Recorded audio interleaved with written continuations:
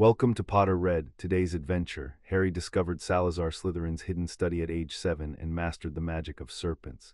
If you haven't already, smash that subscribe button and ring the bell so you never miss a story. Now, let's begin.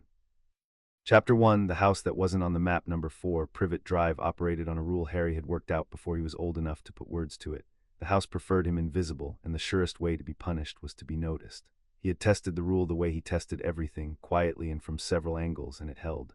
So on the Saturday his relatives drove to the seaside without him. He did not argue. Arguing was a kind of being noticed. Mrs. Figg's Aunt Petunia said the way she might say bins. She had her good cardigan on and her mouth pinned at the corners. And don't you dare get up to anything, she'll tell us. She tells us everything. This was not strictly a threat that worked because Mrs. Figg never had anything to tell. Harry had been deposited at her house perhaps 40 times in his 7 years. And 40 times he had sat in a front room that smelled of boiled cabbage and old cat, while photographs of cats he would never meet were marched past him one by one.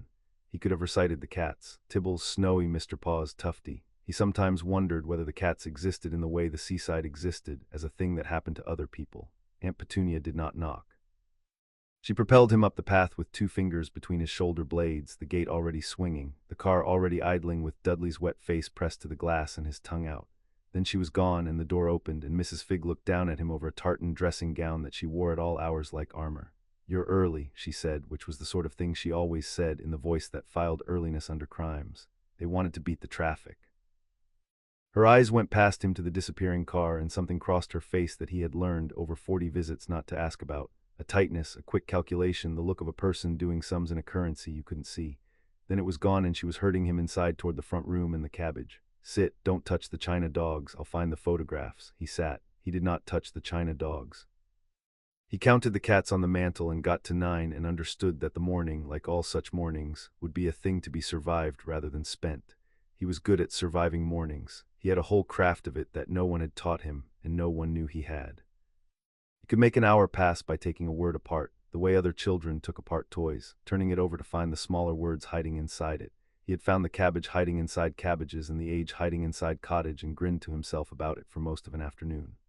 He could go inside his own head and build the cupboard under the stairs into a ship, a submarine, a station between worlds, while his body sat very still on a hard chair and gave the room nothing to complain about.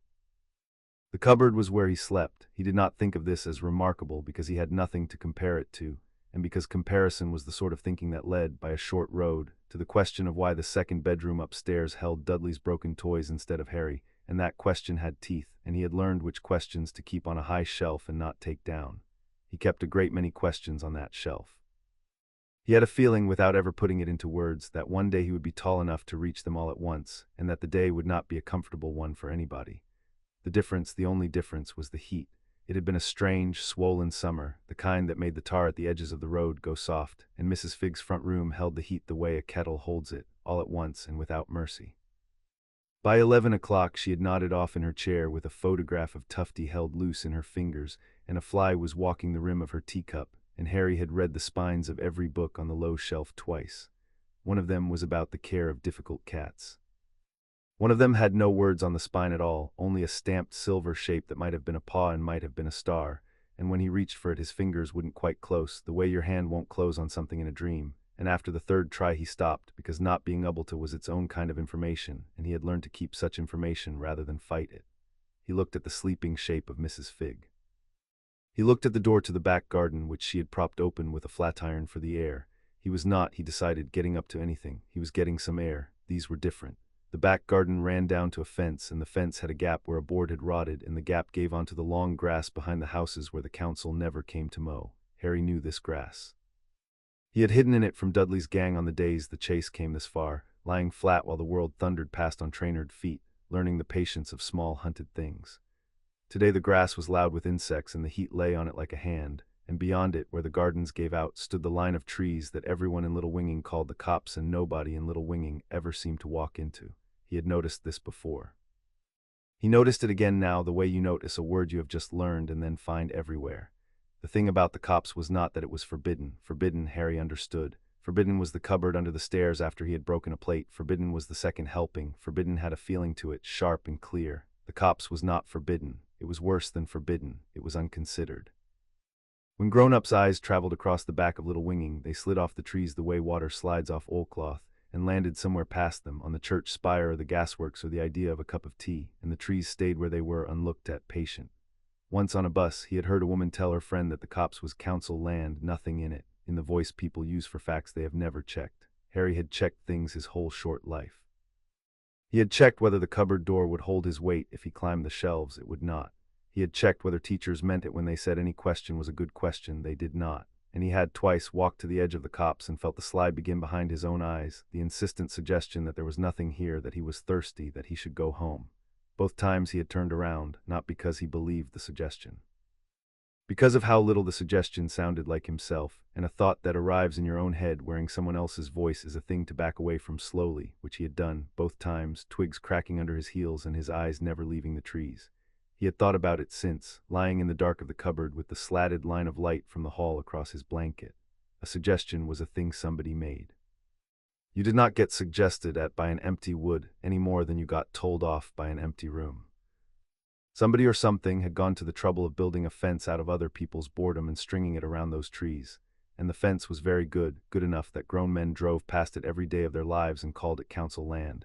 And the only reason Harry could see the fence at all was that he had spent 7 years being a thing other people preferred not to see, and he had learned from the inside exactly what being overlooked felt like. The cops felt like that. The cops felt like him.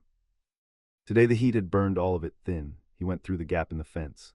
The long grass closed over his knees and then his waist, hot and seed-heavy, and grasshoppers fired off in every direction like sparks off a flint. Halfway across he stopped because there was a snake. It lay in a coil on a flat, warm stone where the grass thinned, a slim thing the color of wet bark with a stripe of brass down its spine, and it had lifted its head perhaps 2 inches to consider him.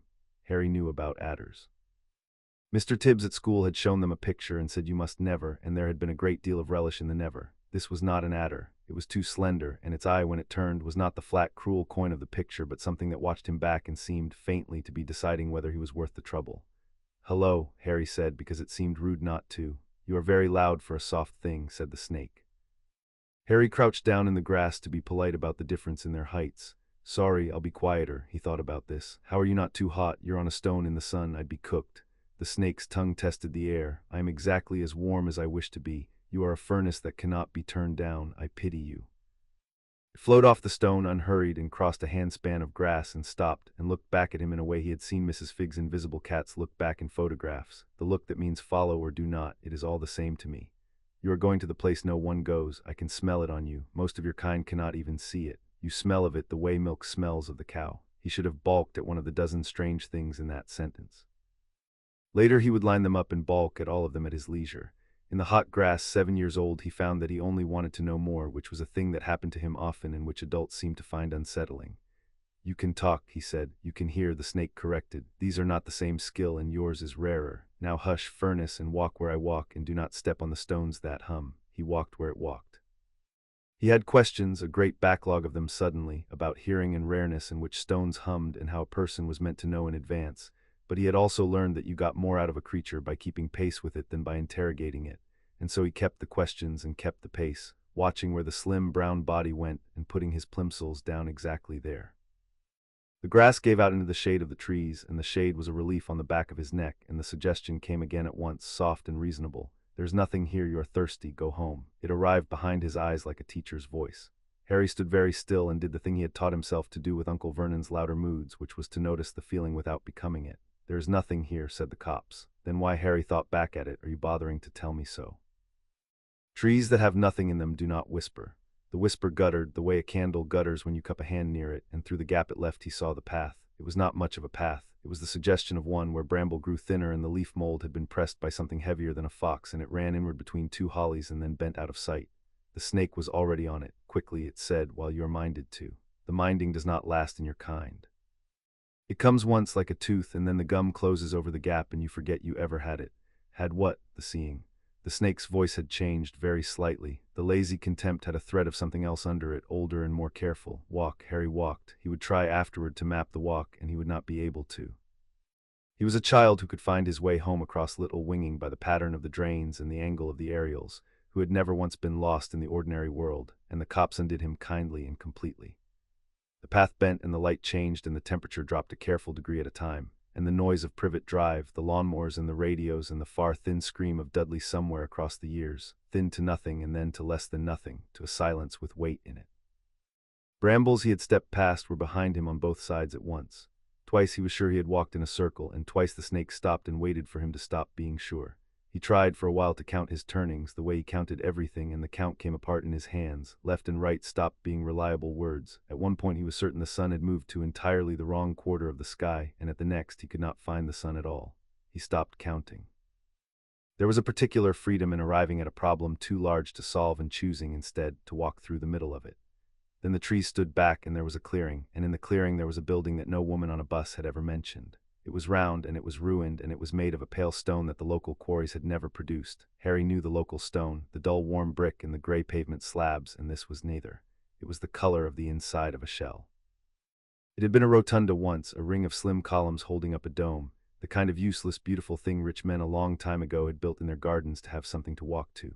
Half the columns had fallen. The dome was open to the sky on one side, a broken eggshell, and ivy had come up through the cracked floor and made the whole thing look half swallowed, the wood patiently taking it back.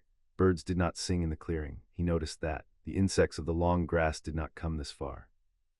In the center of the rotunda, where a statue or a sundial might have stood, there was a low doorway in the ground. It should not have been possible. The floor of the rotunda was solid stone, you could see that, and yet at its heart the stone folded down and inward into a stair, and over the stair stood an arch, and the arch was the only part of the whole ruin that was not ruined. It was black, or so dark a green that it pretended to be black, and it was carved, every inch of it, with serpents. Not the cruel serpents of Mr. Tibbs's picture. These were braided, knotted, swallowing their own tails and one another's, and where their bodies crossed the stone had been cut so finely that in the half-light the snakes seemed to slide over and under each other without ever quite holding still. Set into the keystone at the top was a single carved eye, lidless, and below the eye ran a band of writing that was not writing. Harry knew his letters. He had taught himself ahead of the class because being ahead was a place no one could follow him to. This was not letters. It was a chain of small marks like the tracks a snake leaves in dust, like the marks the snake beside him was at that moment leaving in the leaf mold, and as he looked at them they did not resolve into sense the way the silver paw on Mrs. Figg's book had refused his hand. They stayed marks. And because he was looking and not trying, the way you see a hidden picture only when you stop hunting for it, they did not stay marks. "Speak true at my door," the mark said in the snake's own hissing register, somewhere between his eyes and his ears, "or do not speak at all. I have stood 1,000 years. I can stand 1,000 more before I open to a liar." "It's reading at me," Harry said out loud to the empty clearing. His voice came out smaller than he wanted. "It is asking," said a new voice. The snake from the stone had not said it. This voice came from inside the arch, from the dark at the top of the stair, and it was a serpent's voice too, but vast where the first had been slim, a voice with the cool of a deep cellar in it. Something moved in the doorway. It came up 2 steps into the gray light and stopped, and Harry's whole body told him to run, and he did not run, because he had learned in the cupboard that the body says run about a great many things that are not worth running from, and he had learned to wait 1 extra second and look. He looked. It was a snake the length of a grown man laid down, and then some, and it was the color of old bronze gone green at the edges, scale over scale like coins poured from a hand, and its head was broad and blunt and held level with his own, and its eyes were the worst and best thing he had ever seen because they were lamps. Not glowing exactly. Lit from somewhere behind, a steady low amber, the color of the lamp Mrs. Figg left on for the cats, and they were turned on him with an attention so complete that he understood, all at once, that nothing in his life had ever actually looked at him before. The Dursleys looked past him. Teachers looked at the class. This looked at Harry, the whole of him, and went on looking. Small and soft and loud, the great snake said, and the bark-colored one by his ankle drew itself up in something that might have been pride or might have been apology. "You bring me a furnace, sister. A human furnace, 7 summers if it is a day, that walked my warding like it were so much morning mist. As if, the lamp eyes narrowed, tell me, furnace, who sent you?" "Nobody sends me anywhere," Harry said, and it came out steadier than he had any right to expect, because it was true and the truth had a floor under it. "I get sent to Mrs. Figg's, then I came here myself, yourself. The word was tasted, turned over, and the door asked you a thing and you have not answered it. The door asked you to speak true. Most who reach it never hear the asking. Of those who hear it, most lie because they have come to take, and a taker always lies. So." Head lowered the last inch until the lamp eyes were level with his and very close, and the cellar cool of the voice came right up against his face. "Speak true at the door, child. Why have you come to the house that is not on any map?" It was, Harry would think later, the first real question anyone had ever asked him and waited for the answer to. Not a teacher's question with the answer printed in the back of the book. Not Uncle Vernon's questions, which were accusations wearing a question's coat. A real one. And because it was real, he did the thing he did with all real questions, which was to stop and actually find out what the answer was, instead of saying the thing that would make the trouble go away fastest.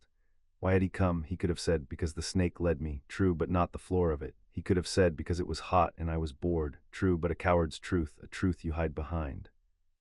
He stood in the ruined rotunda with the lamp eyes waiting, and he went down through the layers of it the way he went down the shelves in the cupboard, hand under hand, until he reached the bottom.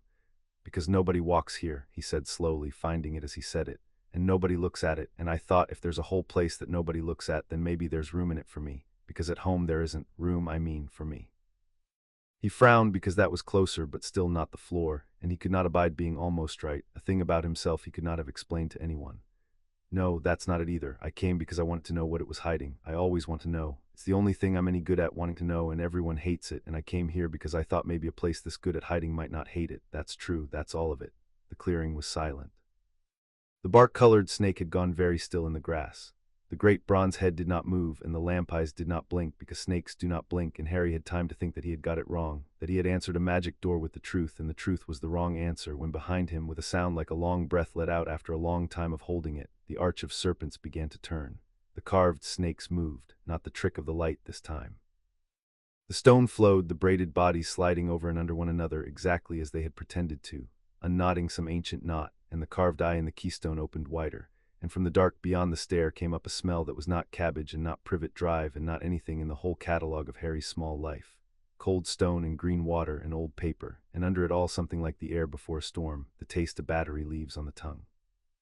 Well, said the great snake, and the contempt was entirely gone from her voice now, replaced by something Harry could not name and would spend a long time trying to. Well, a taker lies. A scholar tells the truth and does not know it is the rarest coin in the world. She drew back from the doorway and laid the great length of herself along the top step, making of her own body a kind of banister, an invitation. I am called Nea Furnace by the one who made me what I am, and by no one since, for there has been no one since. You may go down, the house has decided, and I do not argue with the house. But know two things before your foot leaves the light. What things? First, the lamp eyes held him. Nothing down there will lie to you, and that is far more dangerous than lying. The truth can take more from a person than any falsehood. A child who has been told nothing all his life thinks the truth is a gift. He learns.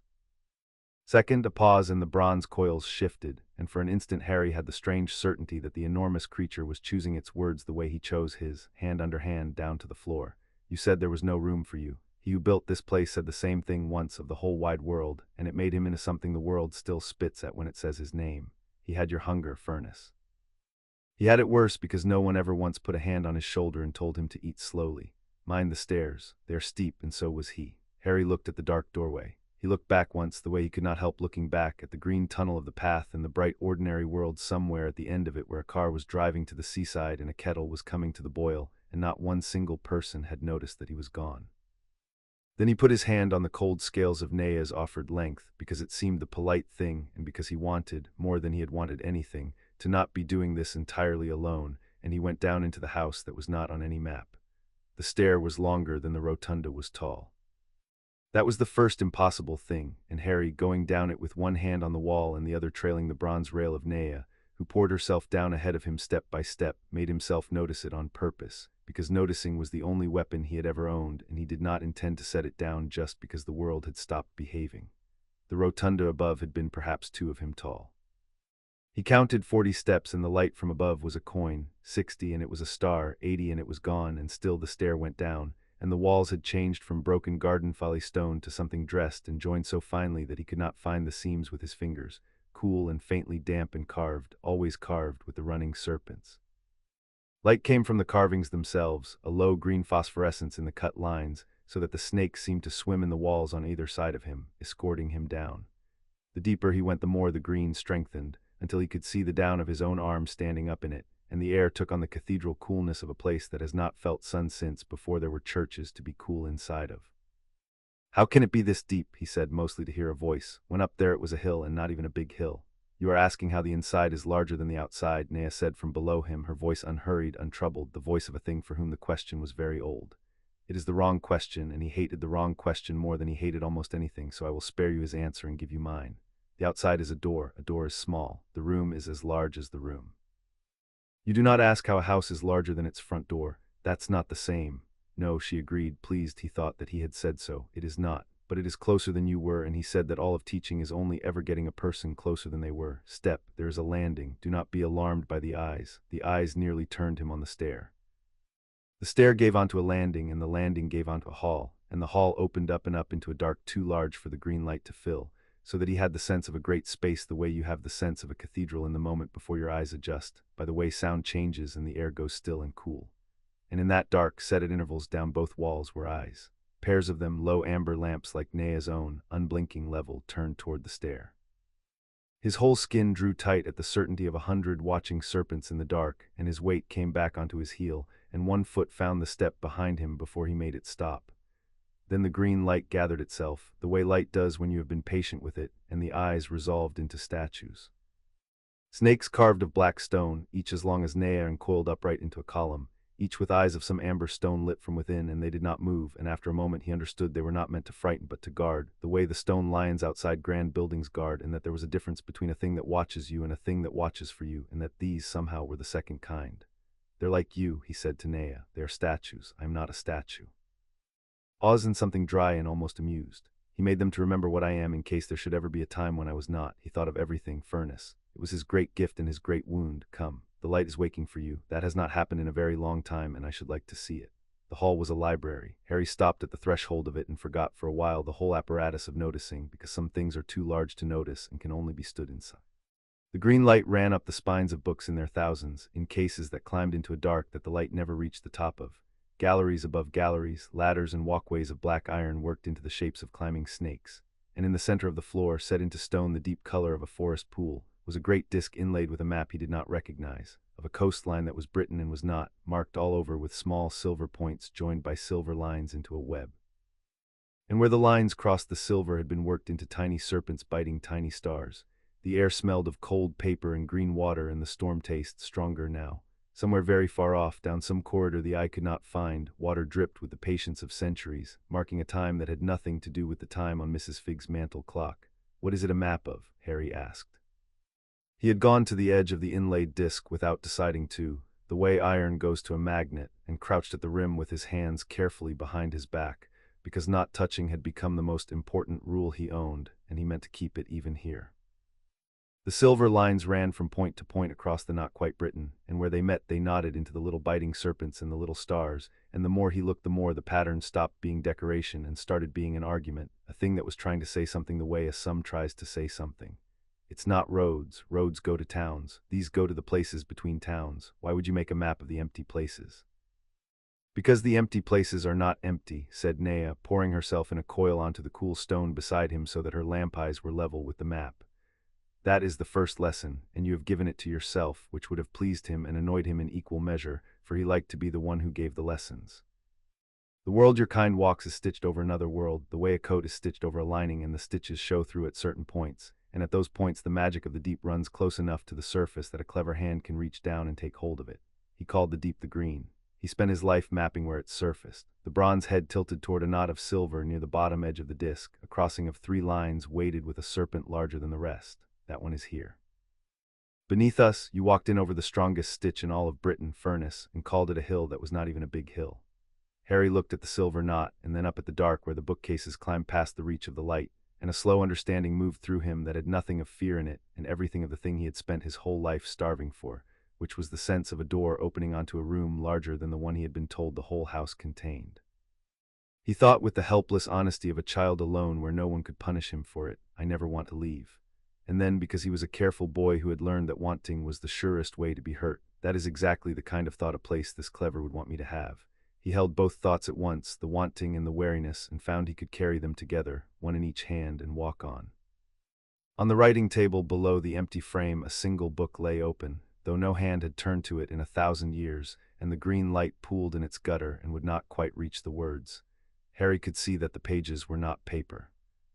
They had the faint sheen of something shed rather than made, pale and supple, and the writing on them ran in the same track marks as the door above, line after patient line, and at the foot of the open page someone had drawn a precise little serpent with its tail in its mouth, and a single word beneath it that he could not read and badly wanted to. He did not touch it. He wanted to so much that the wanting was a physical thing, a lane in the chest, and he kept his hands behind his back and looked his fill instead, because looking had never once cost anyone a plate or a supper, and he had built a whole self out of the difference between looking and taking. And on the far wall, above a writing table of black wood that had been waiting, Harry felt with sudden certainty, for someone to sit at it, there hung a portrait in a frame of carved serpents, and the portrait was of a man, and he was asleep. He was thin and severe even in sleep, with a long sallow face and a short pointed beard gone to iron gray and dark hair drawn back from a high forehead, and he wore robes of a green so deep they drank the light, and his hands were folded on a closed book in his lap with the particular stillness of a person who has fallen asleep mid-thought and means to resume it the moment he wakes. Harry crossed the library floor toward him slowly, around the silver web of the map, and the green light strengthened as he came, running ahead of him up the cases, and behind him the carved snakes of the walls turned their lit eyes to follow, all of them gently, like sunflowers. He stopped before the portrait. He did not know what he was supposed to do. He had never spoken to painting and did not know the rules, and he hated not knowing the rules, but under the not knowing there was the old steady wanting, the wanting to know that had walked him through the whispering trees, and it carried him the last step. "Hello," Harry said for the second time that day, to a thing that ought not to be able to answer. "I'm sorry to wake you. I didn't take anything. I want you to know that. Whatever this place is, I didn't touch a single thing." For a moment nothing happened, and the painted man slept on, and Harry thought, with the particular sinking of a child who has dared something and been ignored, that he had got it wrong again. Then the painted chest rose and fell. The folded hands tightened on the book. And Salazar Slytherin, who had been dead and painted for the better part of 1,000 years, opened his eyes, which were the color of the storm taste in the air, gray going to silver at the edge, and looked down at the small, loud furnace of a child who had walked his unwalkable wards and answered his unanswerable door, and the severe face went through a sequence of expressions too fast and too old to read, and came to rest at last on a stillness more total than sleep. "You are not mine," said the portrait, in a voice like the turning of a key in a lock too long unused, and the green light shivered down every spine in the library at the sound of it. His silver gaze moved over Harry, head to foot and back again, and stopped at the thin pale scar above the eye and stayed there, and the painted hands went white at the knuckles where they gripped the painted book. "You are not of my blood. I would know my blood across 1,000 years and through 1,000 doors. You are some other things get entirely, with your green eyes and your gallows manners and your truth at my threshold." "I don't know what get means," Harry said. He had decided somewhere on the stair that he was not going to pretend to understand things he did not understand, not in this place, where pretending felt like the most dangerous thing a person could do. "And I didn't know it was your threshold. There wasn't a sign. There was just a door that asked me a question, and I answered it, because nobody had ever asked me one before and meant it." He considered the painted face, the iron beard, the eyes the color of weather. "Are you the one this is all about, the one Nea said the world spits at when it says his name?" Something moved through the portrait's features, quick and bright and gone, and the carved serpents of the frame stirred without his bidding. "Nea talks too freely to soft things. She always did." The silver eyes had not once left the scar. "Yes, I am the one the world spits at. I am the warning your kind tells its children, the dark in the dark, the founder who hated and was hated and went down into the earth to nurse it. That is the whole of me in the only book anyone still reads." His mouth bent, not into a smile, into something with an edge that an adult would have recognized, and a 7-year-old only registered as a kind of old, dry hurt held a long way off. "I find I'm curious what it would take, after 1,000 years of silence, for the house to open its true door not to an heir of my blood, but to a Potter brat in a vest 2 sizes too small. The house does not make errors, so you are not an error. You are a question. I have always rather liked questions." The portrait leaned forward in its frame, and the carved serpents of the frame turned their small heads to listen, and the storm taste in the air sharpened until Harry's tongue ached with it. "And yet," said Salazar Slytherin very softly, looking at the scar, "you carry something that is." Chapter 1 and Chapter 2, The Portrait and the Splinter. "You carry something that is," the portrait had said, and then it said nothing for what felt like a year, and was, by the dripping in the dark, perhaps a minute, the silver eyes fixed on the scar above his own. Harry waited. He had a great talent for waiting, the twin of his talent for noticing. But waiting on a teacher who might call on you is one thing, and waiting on a 1,000-year-old painting that has just told you that you're carrying something is another, and the difference lives in the stomach. "Sit," Salazar Slytherin said at last. "There. The chair has been waiting longer than you have been alive, and it will not bite, which is more than I can promise of most things in this house. Sit and tell me your name, and then tell me 3 true things about yourself, and I will tell you whether you are worth the trouble of the 4th. There was a chair. Harry was almost sure it had not been there before, a heavy black thing carved with the running snakes, set at exactly the angle a chair would be set if someone had pulled it out for you. He looked at it, and he looked at the portrait, and he did the sum he always did, which was, what does it cost me to do the thing, and what does it cost me to refuse? Refusing cost him the only interesting conversation of his life. Sitting cost him nothing he could find. He sat. "Harry," he said. "Harry Potter, that's my name." He thought about the three true things because he could tell already that this was a person or a painting of a person who would notice if the things were not true, the way Nea had noticed. True thing the first, I'm 7 and I'll be 8 in July. True thing the second, my mum and dad are dead, and the people who have me instead don't want me, and I sleep in the cupboard under the stairs, which I don't mind as much as you'd think because it's the only door in the house that locks from the inside as well as the out, so it's the one place they can't get at me without warning. He stopped. He had not meant to say the third part of the second thing. It had come out on the back of the first part the way a smaller fish comes up in the net with a larger one. Ainted face did not change, but the light did very slightly, a dimming and a steadying the way a candle steadies when a draft stops. And the third, said Slytherin. True thing the third, said Harry, and here he met the silver eyes deliberately, because he had decided on the stare that he would not flinch in this place and he meant to keep deciding it, is that everyone who has ever met me has either ignored me or wanted me to be smaller than I am, and you're the first one who's asked me to be bigger. You said tell me 3 true things, not 2, not 1. Nobody's ever thought I had 3. He considered. It might be the nicest thing anyone said to me, which is a bit sad when you think about it, because all you did was ask some to have 3 parts. Something happened in the portrait then that Harry would not have a word for until much later, and when he did find the word it would not be a kind one, for all that it wore the mask of amusement. The carved serpents of the frame went still. Slytherin leaned back in his painted chair and folded his hands once more on the closed book, and regarded the small, fierce, truthful person in the 2 sizes too large vest with an attention that had somewhere under its cool the beginnings of respect. Potter, he said, tasting it, the way Nea had tasted yourself. Potter, there were Potters in my day, not by that name. The name is younger than I am, but the blood is not. There is no blood in this island older than mine save 1 or 2, and the people who would become your Potters were one of them. Wand makers, herb men.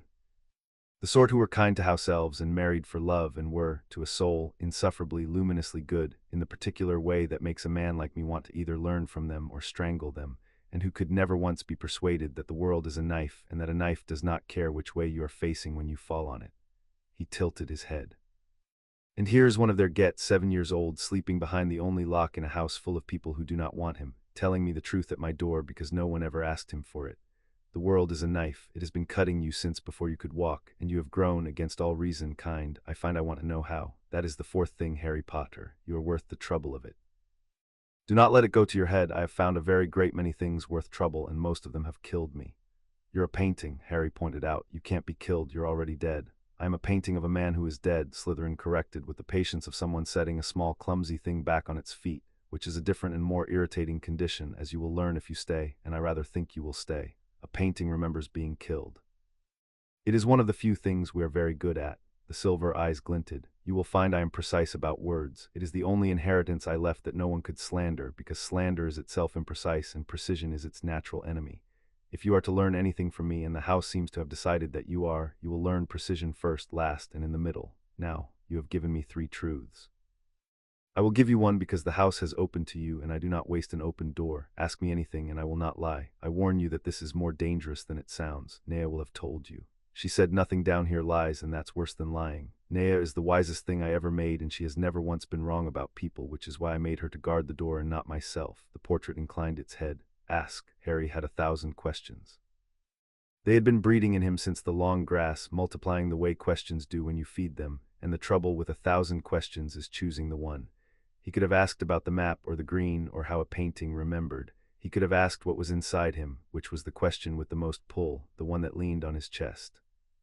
He did not ask that one because he had learned that the question you most want answered is the question you should ask last, after you have a sense of who is answering.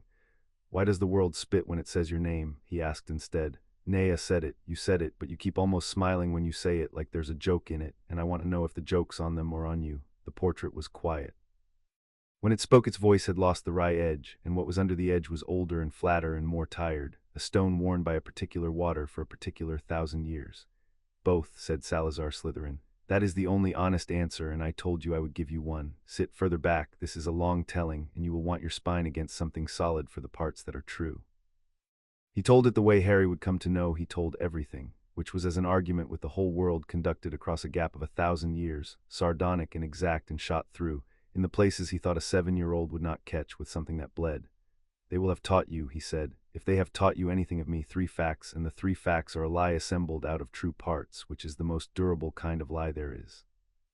Fact the first, that I hated those born to families without magic, the muggle-born, and would have barred my school's door to them. Fact the second, that I quarreled with Godric Gryffindor, who was my friend, over this and lost and left in a rage. Fact the third, that before I left I built a hidden chamber beneath the school and sealed a monster in it to finish. One day, the cleansing the others would not let me begin. His mouth did the thing that was not a smile. Every word of that is in the histories. Most of the words are even true, and the shape they make when you set them together is a lie so complete that I have lain in this frame for 1,000 years and not found the bottom of it. Before you tell me, Harry said, can I ask a different thing first, because it's been pulling at me and I can't think properly past it. He had learned that an unasked question sat in the way of every question behind it, like a slow person in a doorway. How long have I been here? Mrs. Fig fell asleep.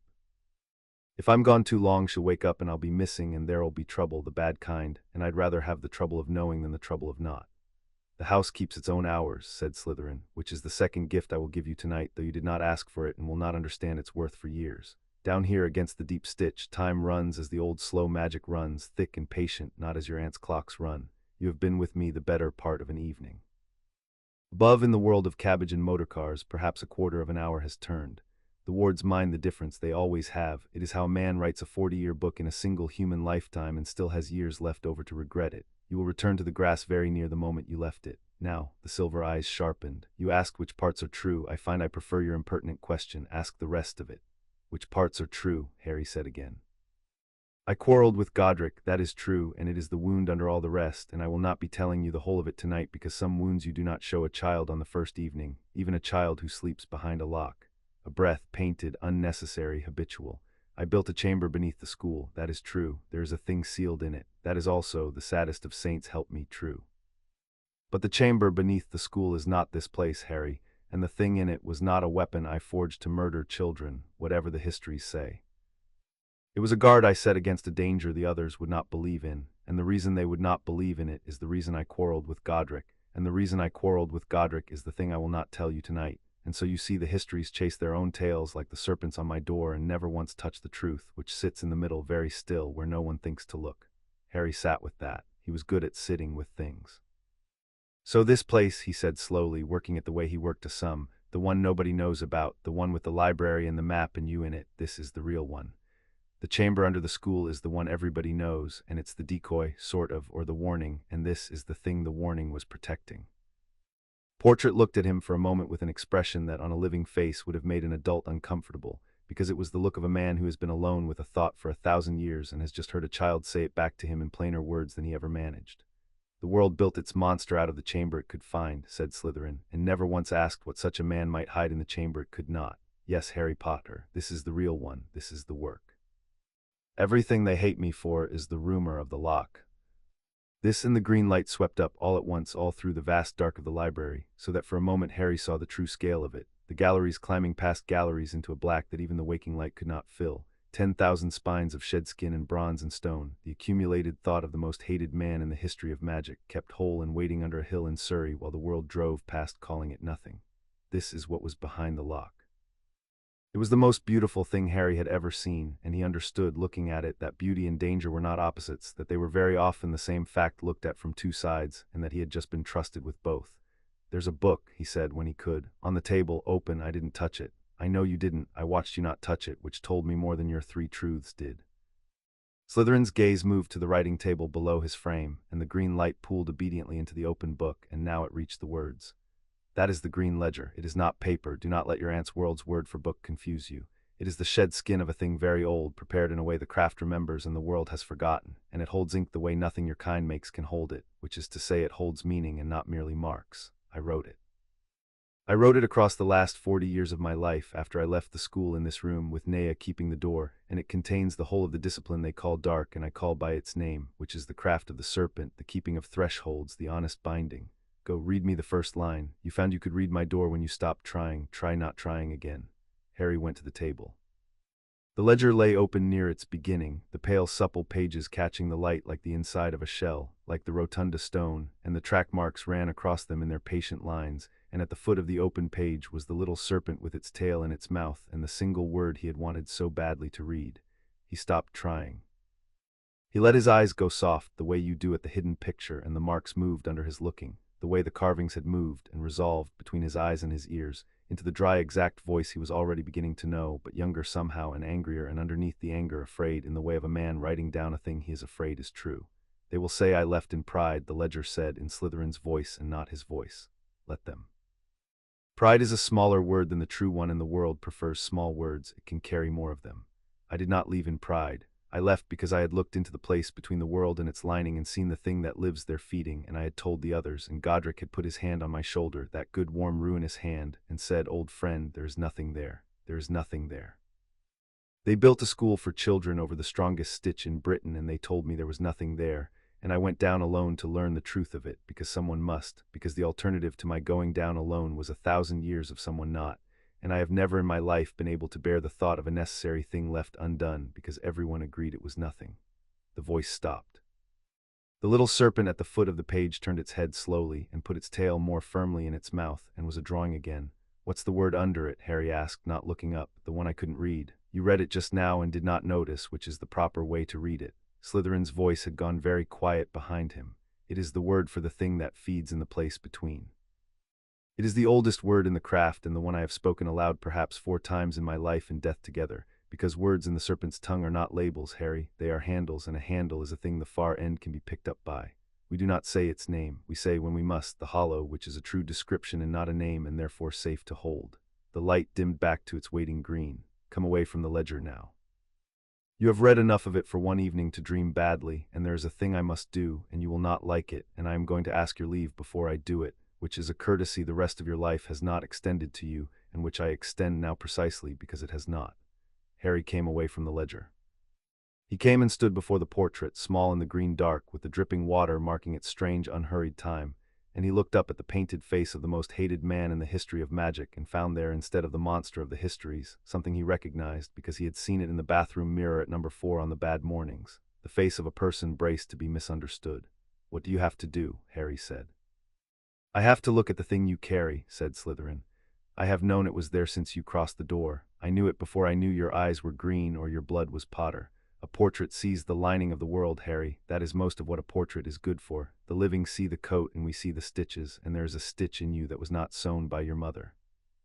There is a splinter lodged behind that scar, a sliver of a soul that is not your soul, and it is the reason a serpent spoke to you in the grass, and it is the reason my door opened to Potter, and it is the reason I am afraid, which is a word I do not use, and I have now used it twice in one evening over you, which you should understand is unprecedented." The silver eyes were terrible and gentle at once. "I must look at it closely to know how bad it is. The looking will not hurt." "But you will feel it look back, may I?" Harry thought about the question. It was, he registered, somewhere under the cold that was spreading from his chest outward, the second real question anyone had ever asked him, and the asker had counted it himself, had known what it cost to be asked permission, and had given it to him anyway. That counted for something. Most things did not count for anything. This counted. "Will it know you're looking?" Harry asked. "The splinter, the thing. If you look at it, will it wake up?" The pause before the answer was the longest of the evening, and it told Harry that he had asked the right question, the dangerous one, the one the asker had hoped he would not be clever enough to ask. "Yes," said Salazar Slytherin, because he did not lie at his own door or in his own house. "A little. It is mostly asleep, the way an ember is mostly ash. To look at it closely is to fan it, a very little once. I will not pretend otherwise. But it is waking on its own, Harry, slowly, for reasons that are mine to carry and that I will tell you when you are less 7. And I would rather wake it a very little now, in a room built for exactly this, with Nea at the door and 1,000 years of the craft on the shelves, than have it wake on its own some night in your cupboard with no one near you who knows its name. That is the whole of the choice. I have laid it out plainly because you are owed plainness. Now choose. I will abide it either way." The cold had reached Harry's fingers. He looked at them, small and chapped and ink-stained from the ledger that he had not, in fact, touched, and he understood that the cold was not the room. The room was the gentle, changeless cool of deep stone. Cold was coming from inside him, from behind the scar, woken a very little just by the talking of it, and he understood with the awful clarity that came to him sometimes and that the adults around him had always punished, that the thing inside him had been listening to the whole conversation. He thought about the cupboard. He thought about waking in it alone with the cold spreading and no Nea, no ledger, no painted voice precise about words. "Look," said Harry, "do it here where someone knows its name." "Be very still," said Slytherin, "and hold to the sound of my voice, and whatever you feel looking back at you through your own eyes, remember that it is a guest in your house and not the householder. You are the householder. It is a thing that came in through a window your mother could not close, and it has been very quiet and very patient, but it is the guest and you are the house. Hold that, hold nothing else." And Salazar Slytherin looked at the splinter behind Harry Potter's scar. It was not like being looked at by eyes. It was like a cold key turning in a lock at the back of his skull, a lock he had not known was there, and through the turned lock came, for the space of a single breath, A sense of the thing curled behind it, and the thing was old, older than the painted man, older than the library, old in a way that had nothing of years in it and everything of hunger. A hunger so vast and so patient and so entirely without anything else, without curiosity, without cruelty even, without any of the furnishings of a mind. Only the one appetite worn smooth by ages of starving, that Harry's whole self recoiled from it the way a hand recoils from a stove, and somewhere very far off he heard himself make a sound he had taught himself never to make in the cupboard because it brought Uncle Vernon. Then the key turned back, the lock closed. The cold drew in to a single point behind the scar and banked itself down to an ember again, sullen, and went still, and Harry was sitting on the floor of the library with his back against the leg of the writing table and no memory of having gotten there, and Nea was poured in a great bronze coil around him, not touching near her lamp eyes level with his and lit very bright, and the portrait above them both had gone the gray of old ash. "That," said Salazar Slytherin in a voice scraped down to almost nothing, "is the get of my own blood. I would know my line's hand in a working across 1,000 years, and that splinter was torn from a soul descended from mine, by the crudest and most abominable craft a wizard has ever dared, the craft I built my whole life's work to prevent, performed by a hand that learned just enough of my legacy to defile it, and not one syllable of the rest." The light came back into the painted eyes slowly, and what came back with it was not weariness. It was something colder and more total, the set of a face that has spent 1,000 years being told the worst of itself and has just discovered there is a worse still, and that a child is carrying it. The world spat at me for a monster I never made, and then my own line went and made the true monster in my name with my face, while I hung in a frame under a hill and could not lift a hand to stop it. Do you understand what I am telling you, Harry Potter? You came here a question, you are still a question, but the question has grown teeth and they are in your forehead. Harry got up. It took him 2 tries, and Nea let him use the bronze rope of her body to do it, and he got up, and he wiped his face with the back of his ink-stained hand, and he looked up at the portrait, and the thing he felt was not fear, though fear was in the room, sitting in the corner where he had put it. The thing he felt was the old steady wanting, turned now to a single hard point. "Then teach me," he said, "whatever it is, the craft, the binding, the keeping of thresholds, the not saying of names. If there's a thing inside me that's part of the worst monster there's ever been and it's getting hungrier, then I want to be the householder. I want to be the lock that holds from the inside. You said I sleep behind the only door that locks both ways. Teach me to be that, for the rest of me." The portrait studied him for a long moment, and the carved serpents of the frame, one by one, turned their small stone heads toward the child standing in the green light with the ember banked behind his eyes, as though they too were taking his measure. "There is a price," said Slytherin. "I will name it now, because I name my prices before a working and not after, which is one more thing my line forgot. The craft is not a weapon, whatever the world believes, but it can be made into one by a hand that wants it to be, and a hand that has been hurt as yours has been hurt will want it to be some morning, when the large stupid cousin corners you, or the uncle's hand comes down. On that morning you will know how to make the very air refuse him. You will know it because I will have taught you. And the price of every single thing I teach you, from the first breath of the quieting to the last knot of the deep binding, is that you will not use it so. Not on the cousin, not on the uncle, not on anyone save in the defense of a life, your own or another's, against a thing that means it harm. The craft keeps thresholds, it does not break them for spite. The day you break that, the house will know, and it will close to you, and Nea will mourn, and I will not be able to stop any of it, because I built it that way on purpose in this room, afraid of exactly the child you might become. Those are the terms. They are not negotiable. They are barely survivable. Do you take them?" It was, Harry thought, a great deal to ask of a person who had spent 7 years wanting, with a clean and uncomplicated want, to make Dudley Dursley sorry.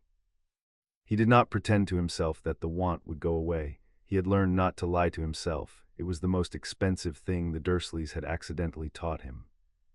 He turned the terms over hand under hand, all the way to the floor of them, and he found at the floor of them the same thing he had found at the floor of Why He Had Come. That he did not in the end want to be a person who made the air refuse a frightened boy, even a boy who deserved it, because he knew exactly what it was to be the one the air refused, and he would not become the thing that had made him. "I take them," said Harry Potter. "Then we begin tonight," said Salazar Slytherin, "with the smallest thing there is, which is also the largest, and which everything else is built upon, and which my line never learned, and which is the whole secret of why I was feared and they were merely monstrous."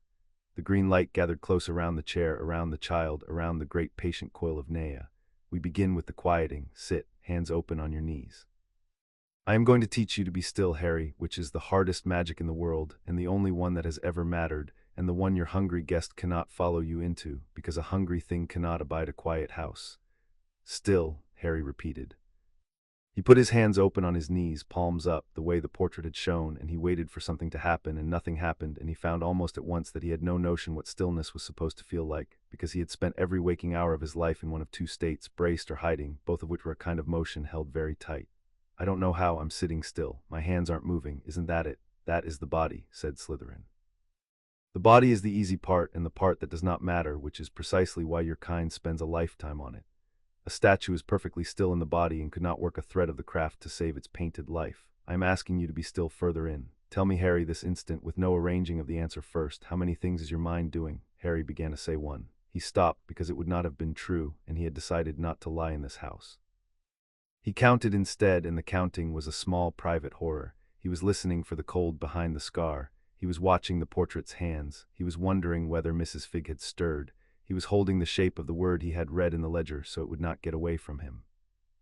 And under all of it, never once off duty, was the watchman he had built at 4 years old and had never in his life been able to dismiss, the part of him that stood at the top of the stairs of himself and counted everyone coming and going.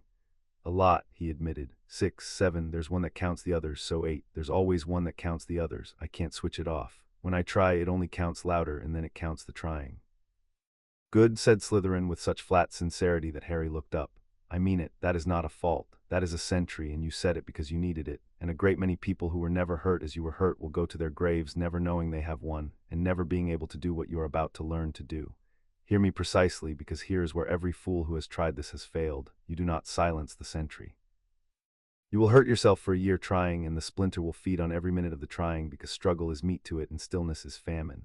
You do not fight the watchman. You give him one thing to watch, one, the rest you let pass through the house like weather. Choose the one thing. The breath is traditional. I find the breath dull. Choose a sound. The water, Harry said, the dripping, the one that's keeping the wrong time. A pause, and the carved serpents of the frame turned every one toward him.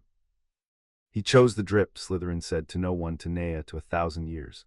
Of course he did. Very well, the drip. Put the watchman on the drip. Let him count nothing else. Every other thing in you, the cold, my hands, the old woman, the word, the counting itself, is a guest walking through a room. You do not throw the guests out. You do not follow them. You stand at the drip and you let them pass behind you, and you do not turn your head. Begin.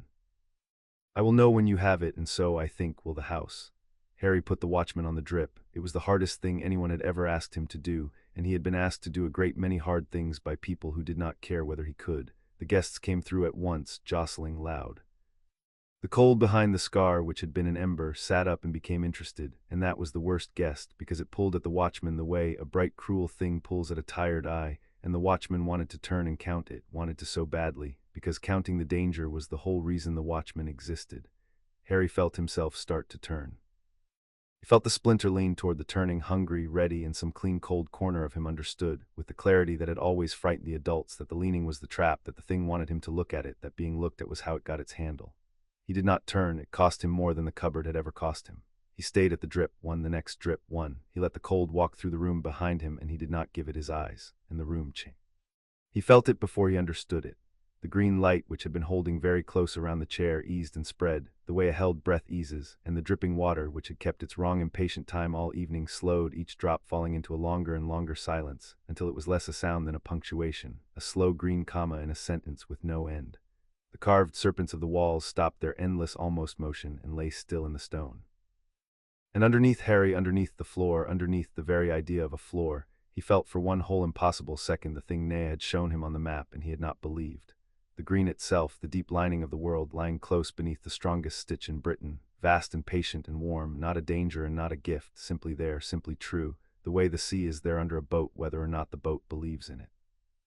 And the splinter behind his scar, finding nothing to push against, no struggle to feed on, no eyes to catch, sank down and down, past the ember, past the ash, to a banked and sullen cold so small he could have held it in a closed hand, and went, for the first time since a serpent had spoken to him in the grass, entirely quiet. Harry opened his eyes. He had not known they were closed. I felt it, he said, and his voice came out wrong, too full. Under the floor, the green, it's really there. And the cold went small. It went small because I didn't look at it. It wanted me to look at it, and I didn't, and it went small. He looked up at the portrait with the whole of his fierce attention. That's the magic, that's the actual magic, not making things float, not making the air refuse anyone. The magic is not turning your head. For a moment Salazar Slytherin did not answer, and the green light held them both, the painted founder and the living child, in the long slow comma of the slowing drip. When he spoke, the wryness had gone out of his voice entirely, and what was left was very plain and very old and very close to gentle. In 1,000 years, he said, with the cleverest children of the cleverest families in the cleverest age of magic, I never once heard a student say that on the first night. Most never say it at all. They want the air to refuse their enemies, and they learn to make it, and they call that the magic, and they are wrong, and they go on being wrong until something they love is taken by a thing they cannot bind. The painted eyes closed briefly and opened. You learned it at 7 behind a lock in a borrowed evening with the worst thing in the world banked behind your eyes. I have spent this entire conversation deciding whether the house made an error in opening to you. It did not. Go home now, Harry Potter, practice the drip, tell no one. Come back when the cabbage woman next forgets you, and we will put a second thing beside the first. Nea uncoiled and made of herself once more. The long bronze rode to the door. Far away in a circular office at the top of a tower in the north of Scotland, a great many small silver instruments stood on a great many spindle-legged tables, and most of them did the patient nothing they had done for years, puffing their small, reassuring puffs of silver smoke, registering that the wards around a certain house in Surrey held that the blood within them was the blood that was meant, that a certain boy slept where he was meant to sleep under the protection his mother had bought with her death. One of them, a slender thing of silver and smoked glass that had been still so long the elf who dusted it had stopped thinking of it as a machine at all, gave a single soft chime and turned over once on its base, and emitted, instead of silver smoke, a thin curl of smoke that was green. Albus Dumbledore did not see it. He was asleep, as old men sometimes are at such hours, and the office was dark, and the chime was very soft, and the green smoke rose and thinned and was gone against the dark ceiling, and the instrument settled back to its waiting, and only Fawkes, drowsing on his perch with his head beneath his wing, opened one ancient eye and regarded the place where the green smoke had been, and made, low in his throat, a sound that was almost a question before he too slept. And in a house that smelled of cabbage and old cat, Arabella Figg woke with a start in her chair to find the photograph of Tufty slid from her fingers to the floor, and the late gold light come around to the wrong wall, and the Potter boy nowhere in her front room. She was on her feet faster than her knees liked, out through the propped back door, down to the rotted fence, calling his name in the low urgent voice she used for the cats when they went too near the road, and she had her hand on the fence and her eyes on the long grass and the dark line of trees beyond it that she had spent 15 years training herself, on Albus's instruction, not to look at directly. She looked at it directly now. Something in her squib's blood, the thin starved trickle of magic that was all she had ever been given and all she had ever wanted more of, leaned toward those trees like a plant toward a window, and she understood with the cold certainty of a woman who has spent her whole life on the outside of a door exactly where Harry had gone, and that she was going to have to decide very soon whether to tell Albus Dumbledore who had put her here. And that the deciding was going to cost her something she had thought she had already lost. "Oh, you daft, brave, marked little thing," Arabella Figg said to the trees, and her voice cracked on it. "Not you as well." Chapter 2 and Chapter 3. First disciplines. By the third week Harry had a system, and the system was this. He was the best behaved orphan in the history of Privet Drive.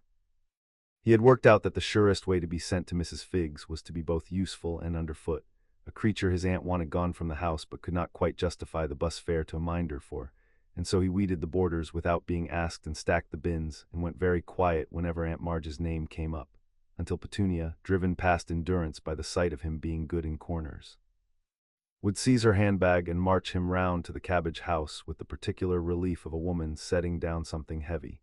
Mrs. Figg took him in. Mrs. Figg made tea he did not drink and showed photographs he did not look at, and then, with a regularity he had come to count on and to wonder about, Mrs. Figg fell asleep in her chair by 10:30, and Harry went out through the propped door and down through the rotted fence, and into the grass where a slim brown serpent or a small green one or, once, a fat old grass snake the color of pondweed would be waiting to walk him the unwalkable way to the door that knew his name. He did not let himself wonder too long about Mrs. Figg's sleeping. He had a rule about gift horses, which was that you checked their teeth in private and did not announce the inspection. So the summer folded itself into a double life, and Harry, who had never had one life worth living, found he had a gift for two. Above ground he was a quiet weeding shadow that aunts forgot and cousins could not be bothered to chase in the heat. Below it he was a student, the only one in the world, of the only master of a craft 1,000 years dead, and the two Harrys did not leak into each other, because he had built, brick by careful brick, a wall between them, and the building of that wall was itself a kind of magic he had known long before he met a talking snake. Again, said Salazar Slytherin, the library had become the realest room Harry knew. He could find the still point now in the time it took to sit. The watchman sat on the slow green drip, the guests let through without a turned head, and the splinter banked down small and sullen behind the scar, and he had learned that this was not a thing you achieved once but a thing you did. The way breathing was a thing you did, and that the doing got easier the way a path gets easier when feet have been down it. Today they were not quieting. Today they were on the second discipline, which Slytherin called the listening and the ledger called by a track mark Harry had learned to read as ward sense, and which was turning out to be the hardest and least magical feeling thing he had ever tried to do. I can't feel anything, Harry said. He had his palm flat against the cool stone of the library wall where the carved serpents ran, and he had been holding it there long enough that his arm had begun the low ache of held positions. It's a wall. Old wall with snakes on it. I'm being still. I've put the watchman on my hand instead of the drip, like you said. There's nothing under my hand but wall. There is a ward under your hand, said Slytherin from his frame with the patience of a man who has decided to be patient and is keeping a private ledger of the cost, older than your kingdom, woven by me into the bones of this place, and it is at this moment deciding whether you are permitted to be touching it, and you are telling me you feel nothing. You feel nothing the way a man standing in a river feels no particular drop. You are drowning in it, Harry, and calling the water air. Stop trying to feel the ward. The ward is not a lump in the wall to be found with a fingertip. Tell me instead, what does your hand expect? Harry opened his mouth to say it expected nothing and stopped because that was the lazy answer, and he had learned the lazy answer was almost always the unexamined one wearing a coat. He closed his eyes. He put the watchman on his hand, on the actual sensation of it, and underneath the cold and the faint grain of the carving he found, when he stopped insisting it should be a lump, that his hand did expect something. It expected the wall to be only a wall. It expected, the way you expect a step to be where the step has always been, that pressing here would do nothing, mean nothing, go nowhere. And the instant he noticed the expectation, he noticed the thing the expectation was laid over, the way you notice a held note only when it changes. A faint, even, watchful pressure pushing back against his palm, patient, enormous, with a texture to it, a grain like the grain in wood that ran in a particular direction that wanted to be read along and not across. Oh, said Harry. Oh, it's like the door. It's not a thing, it's a question. The whole wall is a question. It's asking who's touching it all the time, forever, and it never gets tired of asking, and if you push the wrong way against the asking, it pushes back, and if you push along it with the grain, it's like... He hunted for it. It's like agreeing with it, like saying, yes, I know you're asking, I'm not going to lie about who I am, and then it lets you read it. And what, said Slytherin very quietly, does it say? Harry read along the grain. It was the strangest sensation of his life, stranger than the snake in the grass, stranger than the splinter looking back, because it was not strange at all. It was the most ordinary thing in the world made enormous. It was the feeling of a place that was certain of itself, that knew its own edges, that had been told 1,000 years ago exactly what it was for and had never once doubted it. Keep, the ward said in no language, in the language under languages. Keep the door, keep the knowledge. Keep the child if a child should come, and harm none who come honestly, and let none pass who come to take, and hold and hold and hold, until the holding is no longer needed, world without end. He took his hand off the wall. His palm was cold and his eyes were wet, which he attributed to the strain of keeping them shut, and he did not examine the attribution in public. It loves this place, Harry said. The ward is that stupid. It's a spell, it can't love anything. But that's what it feels like. It feels like the most patient love there's ever been, just holding and not minding that nobody comes. The portrait was silent for a moment. When Slytherin spoke, the dryness had thinned to almost nothing. It is not stupid. It is the single least stupid thing you have said, and you have said a number of unstupid things which I find continually inconvenient. A ward is intention made to last. I made that one out of the most durable intention I had, which was not hatred, whatever your histories would tell you. Now you understand the first secret of why they called my craft dark, and I will tell you the second, because you have earned it with your wet eyes that you think I cannot see. The green light shifted, the way it did when he was about to say a true thing he had paid for. Listen, Harry, and be still for it, because this is the lie at the root of all the other lies, and once you have seen it you cannot unsee it, and you will be lonelier for the seeing as I have been. There is no dark magic, there is no light magic. There is only magic, which is the deep speech of the world, the green under the coat, and there are only the thresholds where it surfaces, and there are only hands that reach down to it, and the hands have intentions, and that is all there has ever been. The world your kind built calls a working dark when it deals with the great thresholds, the ones it is afraid of, the threshold of death, the threshold of the soul, the threshold of binding one will to another. And it calls a working light when it deals with the small, safe thresholds, the levitations and the lumos and the mending of teacups, but the threshold does not care what you call it. The threshold of death is where the craft is most needed and most feared, because death is the largest door, and a thing has been coming through it slowly, for longer than there have been wizards to feel the draft, and somebody must learn to keep that door, and the keeping of it looks, to a frightened world, exactly like the breaking of it, because both require you to walk up to death and put your hand flat against the wall of it and read along the grain. I walked up to death's door, Harry, and I learned to read it so that I might keep it. And they saw a man at the door of death with his hand on the wall, and they did not stay to ask whether he was a thief or a locksmith. They never do. It is always easier to burn the locksmith than to admit there are thieves. Harry sat with that for a long time in the green light, with the slow drip marking the house's gentle hours, and the splinter behind his scar lay very small and very quiet, and far below, deeper than the library, deeper than the stair, in a part of the house Harry had never seen and had begun lately to feel the weight of the way you feel a held breath in another room. Something shifted once and was still. Slytherin's eyes went to a point below the floor and stayed there a moment and came back. He did not remark on it, but the carved serpents of the frame had all turned to face the same downward direction, and they were slow to turn back. The lessons stacked the way stones stack, each one possible only because the one beneath it held. After the listening came the writing, and the writing nearly undid him, because Harry had taught himself letters ahead of his class and had come to think of them as friendly, and the glyphs of the craft were not friendly. Slytherin made him learn that they were not letters at all, not pictures of sounds, but handles, each one a grip fitted to a particular place in the deep speech of the world. To draw one was not to write a word, it was to reach down and take hold. You will learn the keeping glyph, Slytherin said, which is the first and the safest. The mark a serpent child of my own house would have drawn at 5, and you will draw it badly, and we will not stop until you draw it less badly. You will want to stop. You will not. A glyph drawn badly is a handle a wrong hand can also grip, and I will not teach you to hang doors I cannot trust you to hang straight. He showed at once. A thread of green fire spun off the painted fingertip into the air of the library, a single closed figure that turned slowly and held its shape, simple as a knot and somehow inevitable, the way a true thing is inevitable. Then he let it fade and made Harry try. Harry tried. His first glyph came out lopsided and thin, kindled for half a breath and guttered and died, and the dying of it left a sour taste at the back of his throat that he had not expected and did not like. His second was worse. His 10th was worse than his second, because by the 10th he was gripping, hunting the shape with his hand, insisting, and the insisting was a turned head, and he knew it and could not stop. He scrubbed his stinging eyes with his wrist and very much wanted to throw something, and did not because there was nothing in the room he was willing to be the kind of person who threw. You are drawing the shape, said Slytherin, not unkindly, and hoping the meaning will follow. It will not. The shape is a peg. The meaning is the coat you hang on it. You have spent 10 attempts perfecting the peg and hung nothing on it at all, and a perfect bare peg holds no more than a crooked one. Stop drawing. Find the still point, then while you are in it, decide with the whole of you the single thing you mean and draw the peg around the meaning, not the meaning around the peg. What do you mean by a keeping glyph, Harry? Not what does it do. What do you mean? Harry found the still point. He put the watchman on it and let the sourness and the stinging and the want to throw walk through the room behind him without his eyes, and when the green quiet had him, he asked himself the question and went down it hand under hand to the floor, and at the floor of it he found that what he meant by keeping was not a wall and not a fist. It was the dark of his cupboard the night it had agreed to be his. It was let this be safe.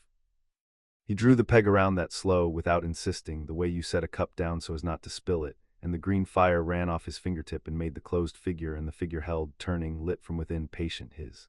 Oh, Harry breathed, watching it turn. It's warm. It is yours, Slytherin said, and there was a thing in his voice that was almost that an unkind listener might have called pride.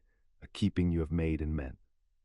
Scratch that mark on any threshold and it will hold a little of what you just meant for as long as the scratch lasts. On your cupboard door, on the lid of a tin where you hide bread from a cousin who does not need it. It is a small magic. Do not despise it for being small. The largest doors in the world are hung on the same hinge as the smallest, and a child who learns the hinge has learned the door. Harry scratched the keeping glyph on the inside cover of the comic he was permitted, that being the only thing he owned that was reliably his, and carried it home, and that night, for the first time, the cupboard was warm before he asked it to be, because he had brought a piece of the warmth with him. He sat with Nea after on the evenings when the lesson left him wrung out and the portrait had gone quiet to let him rest. She would pour herself into a slow coil beside him on the cool stone of the map, her great bronze head level with his, the lamp eyes dimmed to the low amber she wore when she was not on guard, and they would say nothing for a while, which Harry had learned was a thing you could do with Nea and could do with almost no one else. What are you? He asked her once when the not saying had gone on long enough to be comfortable. Properly, you're not like the snakes in the grass. They're clever, but they're snakes. I don't have the word. I am what he made when the loneliness of this place grew larger than his pride, Nea said without offense, the way she said everything as a fact laid down.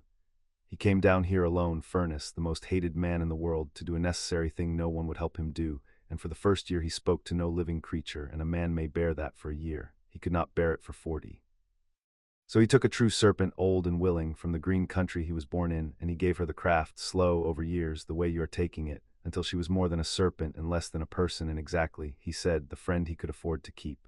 A friend who would outlast him. A friend who could keep the door when he could no longer keep anything. That is what I am. I am the proof that even he could not do it all alone, though he would have died before he wrote that proof in the ledger, and so I write it now to you who will not tell him I said it. I won't, said Harry. He thought about 1,000 years of keeping a door no one came to. Were you lonely after when he was gone and nobody came? The lamp eyes regarded him for a long moment in the green dark. You are the first thing with a voice to walk through that door in longer than your language has existed, Nea said. Do the sum yourself, Furnace, you are good at sums. You did not used to have anyone either. Her great head lowered slow until it rested just barely against his shoulder, a weight of cool bronze that he did not flinch from. We will neither of us say the word, but we will both of us come back. That is how the word is answered, not by saying it, by coming back. Harry leaned into the cool weight of her and did not say the word, and decided privately in the place where he kept the things that counted that he would always come back. And on the deep evenings when his hand was steady enough, he read the ledger, and the ledger taught him the shape of the world. No, first the green, it told him in the Founder's younger, angrier voice, the voice that had gone down alone. Your kind speaks of magic as a tool in a hand, a wand flick, a borrowed force. They are children naming the sea by the bucketful they have carried up the beach. The green is the deep speech the world is written in, under the coat of stone and water and time, and it does not run everywhere alike. It pools, it surfaces. There are places where the coat is thin and the speech bleeds through, and these I have mapped, every one in this island, and joined with the silver lines you have stood upon. And at the crossings the speech runs so close to the surface that a soul may reach down and take hold of it barehanded, and at the strongest crossing of all I dug this house, because the work I came to do could be done nowhere else. No second the soul, the ledger said, and here the track marks ran darker and more careful, and the little serpent at the foot of each page drew its coils tighter. A soul is not a coin in a purse. A soul is a threshold, the smallest and the dearest, a door between the deep speech and a single waking life, and it is the only door each of you is born holding the key to. Most never learn there is a door at all. They live their whole lives in the front room of themselves and die having never once opened it, and that is a kind of safety, and I do not entirely scorn it. But a door can be forced, a threshold can be broken. And there is in the deep a thing that has spent longer than there have been names learning to force the door of the soul, because the soul is the one threshold that broken does not let the breaker through into a room. It lets the breaker feed. Harry stopped reading there the first time because the cold behind his scar had begun, very faintly, to listen along with him, and he had learned not to read that page aloud to it. He closed the ledger and put the watchman on the drip and let the cold go small, and he did not yet understand what he had read, but he understood that it was the shape of the thing he had not been told, and that the not-telling was running out, the way his summer was running out, the way all the kind slow borrowed hours of that green room were, he was beginning to feel, running out. The bad day came in the second week of August, and Harry had been expecting it, because good runs ended at number 4 the way held breaths ended, all at once and with a gasp. It started with a broken gravy boat that was not his fault and became his fault by the alchemy peculiar to that house, and it ended with Uncle Vernon's hand and the cupboard door slammed and bolted from the outside in the verdict, delivered through the slats, that he could think about gratitude in the dark until somebody decided he had learned it. Harry sat in the dark on his thin mattress with the side of his face hot and his supper not coming, and he did the sum he always did, and the answer the sum gave him was new.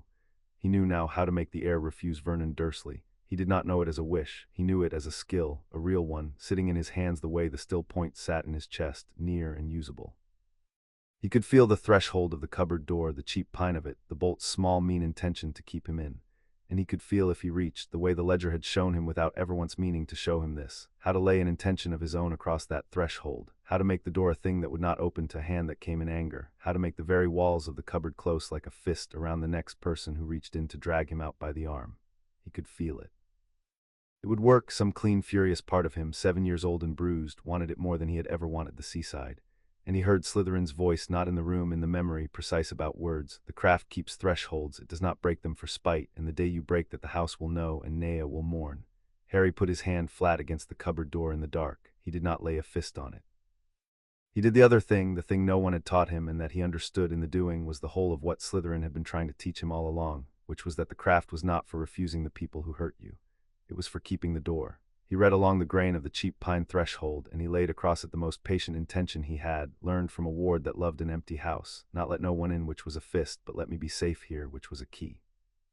He asked the small mean bolt to be, for him, a lock that held from the inside as well as the out, the way he had told the portrait it already was, the way it had never quite truly been.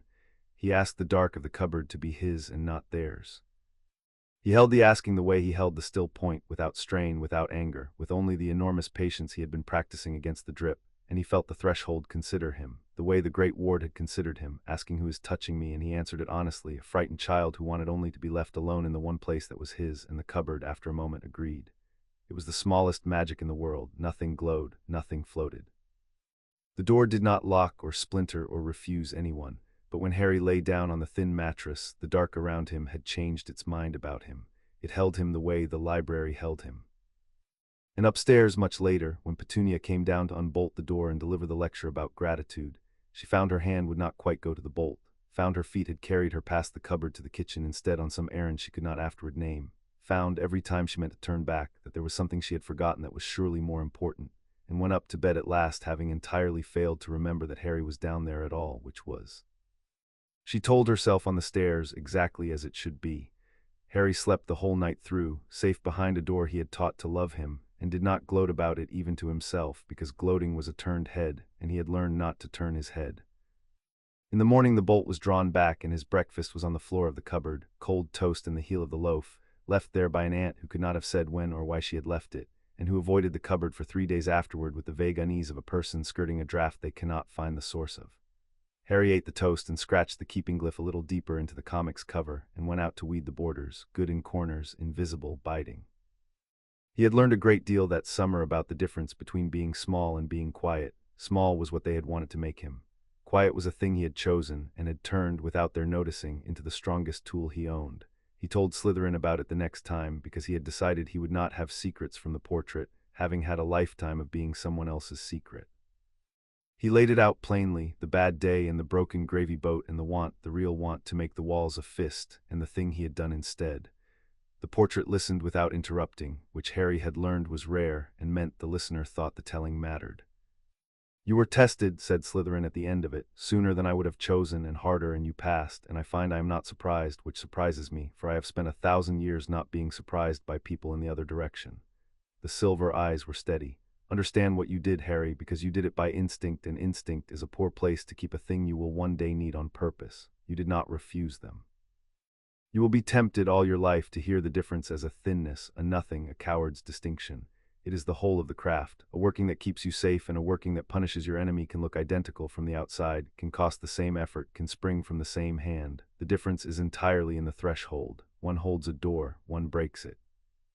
The world cannot tell them apart, which is why the world burned me, and the house can tell them apart instantly, which is why the house has not closed to you. Keep holding doors. The day you break one for spite, you will not feel powerful. You will feel the house go quiet around you and Nea turn her eyes away, and you will understand too late that you have become the thief the locksmith spent his life keeping out. "I won't," said Harry. "You say that now at 7, having just done the right thing, which is the very easiest moment in all the world to make a promise." But the dryness had warmth under it. "Nea, show him the next page of the ledger. He has bought it." Far in the north, in the circular office at the top of the tower, the small silver instrument that had chimed once in the night had begun to chime more often, and Albus Dumbledore was no longer asleep when it did. He stood before it now in the grey hour before the castle woke, a tall old wizard in a dressing gown the color of a kingfisher, and he watched the thin curl of green smoke rise from the smoke-glass cup where for 10 years only silver had risen, and he did not touch the instrument because he had built it and knew that touching it told him nothing it had not already told him. The green smoke meant magic at the house in Surrey. Not the ambient seep of a child's accidents, the broken things and the regrown hair and the leap to the school roof that he had logged with such quiet satisfaction these 7 years, the proof that the blood ward held and the child thrived in his cage. This was shaped magic, intentional. And it carried, faint but unmistakable to a wizard who had spent a long lifetime learning the smell of the oldest workings, the particular green of the deep craft, the founder's craft. The thing he had hoped with his whole considerable heart was as dead as the founder. There were, he reflected, only a handful of possibilities, and he disliked all of them. Some hoard of the old craft, surfacing where he had thought every hoard accounted for. Some surviving practitioner which should not exist, which he had spent decades ensuring did not exist.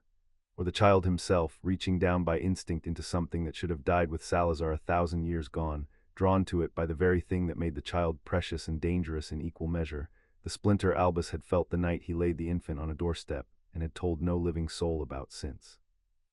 Any of the three was a thread that pulled, might unravel a plan he had been weaving for 10 years and meant to go on weaving for 7 more, a plan that required, above all other things, a boy who arrived at Hogwarts unspoiled, unspecial in his own estimation and grateful in his. "Now where," said Albus Dumbledore softly to the smoke, to the phoenix watching him with one bright unsleeping eye, "are you learning that, I wonder? And who is teaching it to a child I have kept so very carefully alone?" He did not raise an alarm. That was not his way, and had not been his way for a long time, since the last time he had raised one in grief and haste and learned what haste costs. He sat instead at his great desk, and he drew a sheet of parchment toward him, and he wrote in a hand that had gentled 100 frightened first-years and signed a number of warrants no first-year would ever see, a short and kindly letter to an old acquaintance who kept cats in Little Winging, inviting himself to tea. Arabella Figg read the letter twice, standing at her kitchen table with a cat winding round her ankles and her tea going cold, and then she sat down hard in the chair, because she had known this was coming from the evening she had looked at the trees and looked away, and knowing a thing is coming does not stop the floor from tilting when it arrives. She had spent 15 years being Albus Dumbledore's eyes in this street. It had seemed, when he asked her, like the closest a squib would ever come to the world she had been born beside and barred from, a way to be useful to the great cause, to matter, to have a magical man write to her in his own hand. She had watched Harry grow thin and watchful in that dreadful house, and she had reported it, all of it dutifully, the neglect in the cupboard and the cousin's fists, and Albus had thanked her and changed nothing, and she had told herself there were reasons, there were always reasons, the blood ward, the greater good, the things a squib could not be expected to understand. She had told herself that for 15 years. The terrible thing, the thing she had never said aloud to a soul, cat or wizard, was how much she had wanted the magic herself. She had been born a squib into a family of witches who loved her and pitied her in the same breath, and she had spent a childhood pressing her face to a window everyone else walked through, and when Albus Dumbledore, the most magical man alive, had reached through that window and handed her a job that mattered, she had taken it the way a starving woman takes bread, and never once asked what the bread cost the child on the other side of the street. That was the shape of her shame, and she had carried it so long it had worn a groove in her, and she had only now begun to suspect that the groove ran in the wrong direction entirely. And then the marked little thing had started slipping out through her fence into trees that her own starved blood laned toward like a plant toward a window, and coming back with something new behind his eyes, something steady and lit in his, and not for the first time in her life but for the most painful, Arabella Figg found that she could not make the reasons cover the size of the thing they were meant to cover. Dumbledore came to tea on a Thursday. He was kind. He was unbearably, beautifully kind, the way she remembered, the way that had bought 15 years of her loyalty for the price of being seen by a great man. And he praised her cats by name though she had never told him their names, and he ate 2 of her rock cakes with every sign of pleasure, and he asked, somewhere between the second cake and the dregs of the pot, in the gentlest voice in the world, whether the Potter boy was keeping well, whether he had taken to wandering at all, whether she had noticed anything. Anything at all out of the ordinary. Arabella Figg looked at the kind old wizard in her cabbage-smelling parlor, the wizard who had put a baby in a cupboard for a ward and called it love, and she discovered the lie already on her tongue, smooth and ready, 15 years in the making. No, she heard herself say, and her hands were steady on the pot, steadier than her hands had any right to be. Quiet as anything, that one, reads his comics, frightened of his own shadow, poor mite. I tell you, Albus. You know I'd tell you everything. And Albus Dumbledore smiled at her over his teacup, and his blue eyes were warm, and behind the warmth, far back, where most people never looked because the warmth was so very good at its work, something measured her, and measured the steadiness of her hands, and made a small precise note, and the warmth did not waver at all. Of course you would, Arabella, he said. You always have more tea. She poured, and her hands were steady, and somewhere under the table a cat that was not entirely a cat pressed itself against her shin in what she chose to believe was comfort, and Arabella Figg crossed, in the pouring of a cup of tea, a line she had thought a squib would never be permitted to even see, let alone stand upon, and discovered on the far side of it not the terror she expected, but a strange, high, clean air, the air of a woman who has finally chosen which side of a door she is on. Harry felt the house notice him on the same Thursday, though he had no way of knowing the days were the same, and he would not learn for a long while that they were. He was deep in the ledger, reading along the grain of a page about the binding of small wills, when the listening woke in him without being asked, the way a trained ear catches its own name across a loud room, and he became aware all at once that the patient downward pressure he had felt below the library since his first day, the held breath in the other room, had changed its quality. It was no longer holding, it was reaching. Something far below, past the stair, past the floor, past the part of the house that loved him, had turned some blind, ancient portion of its attention upward through 1,000 years of stone, and it had found the small, warm-shaped magic of a child learning the craft, and it had very slowly, the way a sleeper turns toward a sound, begun to be interested. And behind Harry's scar, answering it in a voice with no words, the splinter that had lain banked and sullen and small all summer long stirred, and warmed and pressed itself toward the floor, toward the deep, toward the thing below, the way a lost child turns toward a voice it knows. Every instinct he had built in 7 years of being hunted told him to whip round, to fix the thing with his eyes, to know the shape of the danger so he could measure his run. He had survived on that instinct. It had carried him under hedges and up onto the school roof and into the long grass. And it was, he understood now with the cold spreading slow behind his scar, exactly the instinct the splinter wanted him to obey, because the turn of his head was the handle, the look was the grip, and the thing below was reaching up through 1,000 years of stone toward the warm-shaped magic of a child precisely, so that the child would turn and look and be, for one fatal instant, a door left ajar.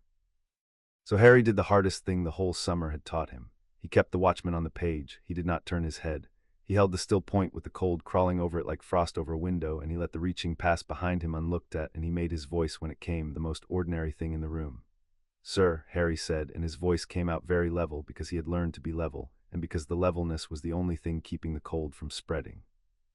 He did not turn his head toward the floor. He kept the watchman where it was, but he spoke to the portrait without looking away from the page, the way you speak when you do not want a thing in the room to know you have seen it.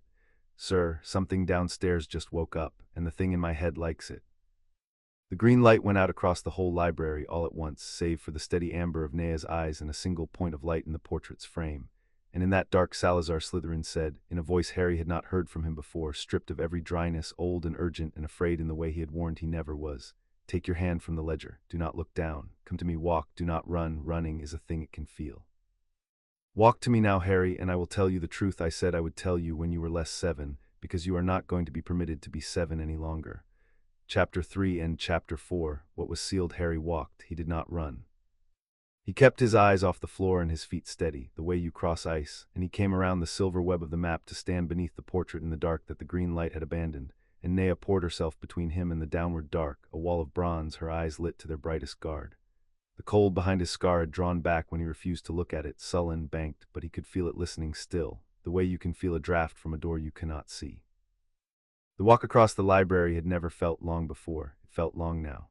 The cold behind his scar had a new quality to it, a leaning, a tilt, the way water tilts in a glass when the whole table is being lifted at one end, and the end it tilted toward was down, always down, toward the part of the house Harry had never seen and could now feel pressing up through the soles of his plimsolls like the cold off a cellar floor. He counted his steps to keep the watchman busy, 20 to the writing table. He had counted 40 on the stair the first night when 40 had been a wonder. Now numbers were just a railing to hold. "Sit," said Slytherin, and the single light in his frame steadied. "Floor, back against the table leg where you found yourself the first night. You are about to hear the thing I have not said, and you will hear it better from the ground." Harry sat.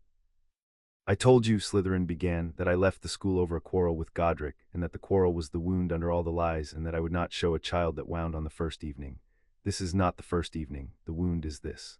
The painted hands unfolded from the closed book and lay flat on the painted knees, the posture Harry had learned that the founder took when he meant to be exact and to spare himself nothing. "Long before the 4 of us raised a school, when I was a young man with more cleverness than sense, which is the most dangerous age a wizard ever lives through, I came to this place. I came because the green surface is here stronger than anywhere in Britain, and I was greedy for it, and I dug down to drink. And what I found, drinking in the deep under the deep, was not the green claim. It was the green wounded. There was a thing down here, Harry. There is a thing down here. It was feeding when I found it, and it has been feeding since, before the first wizard learned the first word, and it has never once been full, because it cannot be, because there is no one inside it left to fill." The green light which had gone out came back now, but wrong, gathered not on the books but on the floor, on the seams of the great flagstones, picking them out in a sick pale luminescence that ran in lines toward the center of the room and then down into the dark, in the direction Harry was not looking. "Here it's making," said Slytherin, "because the making is the warning, and your kind has spent 1,000 years failing to heed it. Once there was a wizard, older than my naming of him, the first and the greatest of the cowards, who looked at the last door, the door of death that every soul must one day walk through, and refused it, not as a man refuses with grief and bargaining, as a thief refuses with craft. He had learned, as I later learned, that the soul is a threshold, and he reasoned in the cleverest and most ruinous reasoning a mind has ever performed, that a threshold which is never wholly crossed can never be closed behind you, and so he set about never wholly being anywhere. He hollowed himself. He poured himself out of the single dear door he was born holding and into the cracks of the world, a little here, a little there, anchored to nothing, owning nothing, so that death, coming for him, would find no one home. And death, Harry, is not mocked. Death came for him and found no one home and went away, and what was left behind in the cracks of the world was not a living man and was not a dead one. It was the wanting with the person scooped out of it. It was a hole shaped like a person that has spent every age since trying to fill itself with the souls of others, and cannot, because a hole is not filled by what you pour into it, a hole is only made deeper. That is the hollow, that is what feeds beneath this house. It is the oldest lesson in my craft, and the one your kind most needs and least wishes to learn, that the refusal of death does not buy life. It only digs the grave wider and moves you into it and leaves the digging to go on without you forever. Harry sat very still on the cold floor with his back against the table and did the only thing he knew how to do with a thing too large to hold, which was to take it apart into questions, because questions were handles, and a handle was a thing you could pick a too large thing up by. "You found it," he said slowly, "when you were young, and you told the others, Godric and the rest. And they didn't believe you. I told them there was a wound in the deepest part of the green under the very hill where we proposed to teach children, and that it was waking slowly, the way it does in long ages, and that it would one day need keeping, and that I had begun to learn how. And Godric Gryffindor, who loved me and whom I loved, which is a thing the histories will never tell you and which I will tell you once and never again, put his great warm hand on my shoulder and said, 'Old friend, you have dug too deep and frightened yourself. There is nothing there.' The light on the floor pulsed slow, like something breathing. He was the bravest man I ever knew, and his bravery was the thing that doomed us, because a brave man cannot believe in a danger he cannot fight with his hands, and the hollow cannot be fought with hands. It can only be kept patiently forever by exactly the sort of cold, quiet, unglorious craft that brave men despise. We did not quarrel over blood, Harry.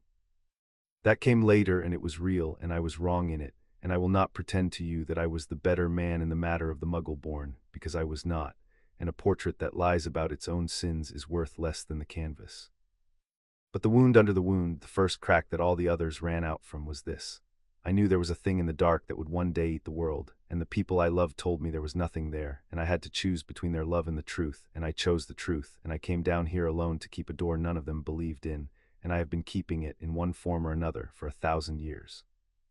Harry thought about a man putting his hand on your shoulder and telling you there was nothing there. He thought about it for a long time. "That's the loneliest thing I've ever heard," he said. "Yes," said Salazar Slytherin. "It is. You are the first person to say so. The histories call it pride." For a while neither of them spoke, and the wrong light breathed in the floor, and Nea kept her bronze wall between the child and the dark, and somewhere below them the thing without a person in it went on wanting. "You said the blood part was real," Harry said, when the quiet had gone on long enough that he could hear his own thinking again. "The Muggle-born, keeping them out of the school. You said you wouldn't pretend you were the better man. I want to hear it, not the history's version, yours. Because everyone's told me you were a monster, and you're not, and I've been sitting here turning you into the opposite, into the poor, wronged, clever, lonely one, and I don't think that's true either, and I'd rather have the true thing than a nice one." He looked up. "Nea said the truth takes more than a lie. I'd still rather have it." The portrait regarded him for a long moment, and something in the painted face eased, the way a man eases when he is at last asked the question he has been dreading in exactly the way he can bear to answer it. "It was real," said Slytherin. "Hear it plainly, then, and do not let me off. I came up out of this dark every year more certain that the world was a knife, because I alone could feel the thing in the deep sharpening it, and a man who believes the world is a knife begins, without noticing, to sort everyone he meets into those who will help him hold it and those who will get them both cut.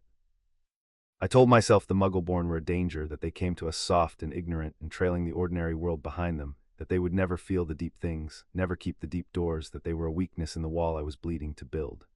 I dressed my fear in reasons, and I called the reasons wisdom, and I shut a door on frightened children because I had grown too frightened myself to tell the difference between a child and a crack in the wall.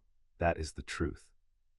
It is uglier than the histories, because the histories say I hated, and hate is clean, and what I actually did was let fear rot slowly into contempt over 40 lonely years until I could no longer smell it on myself.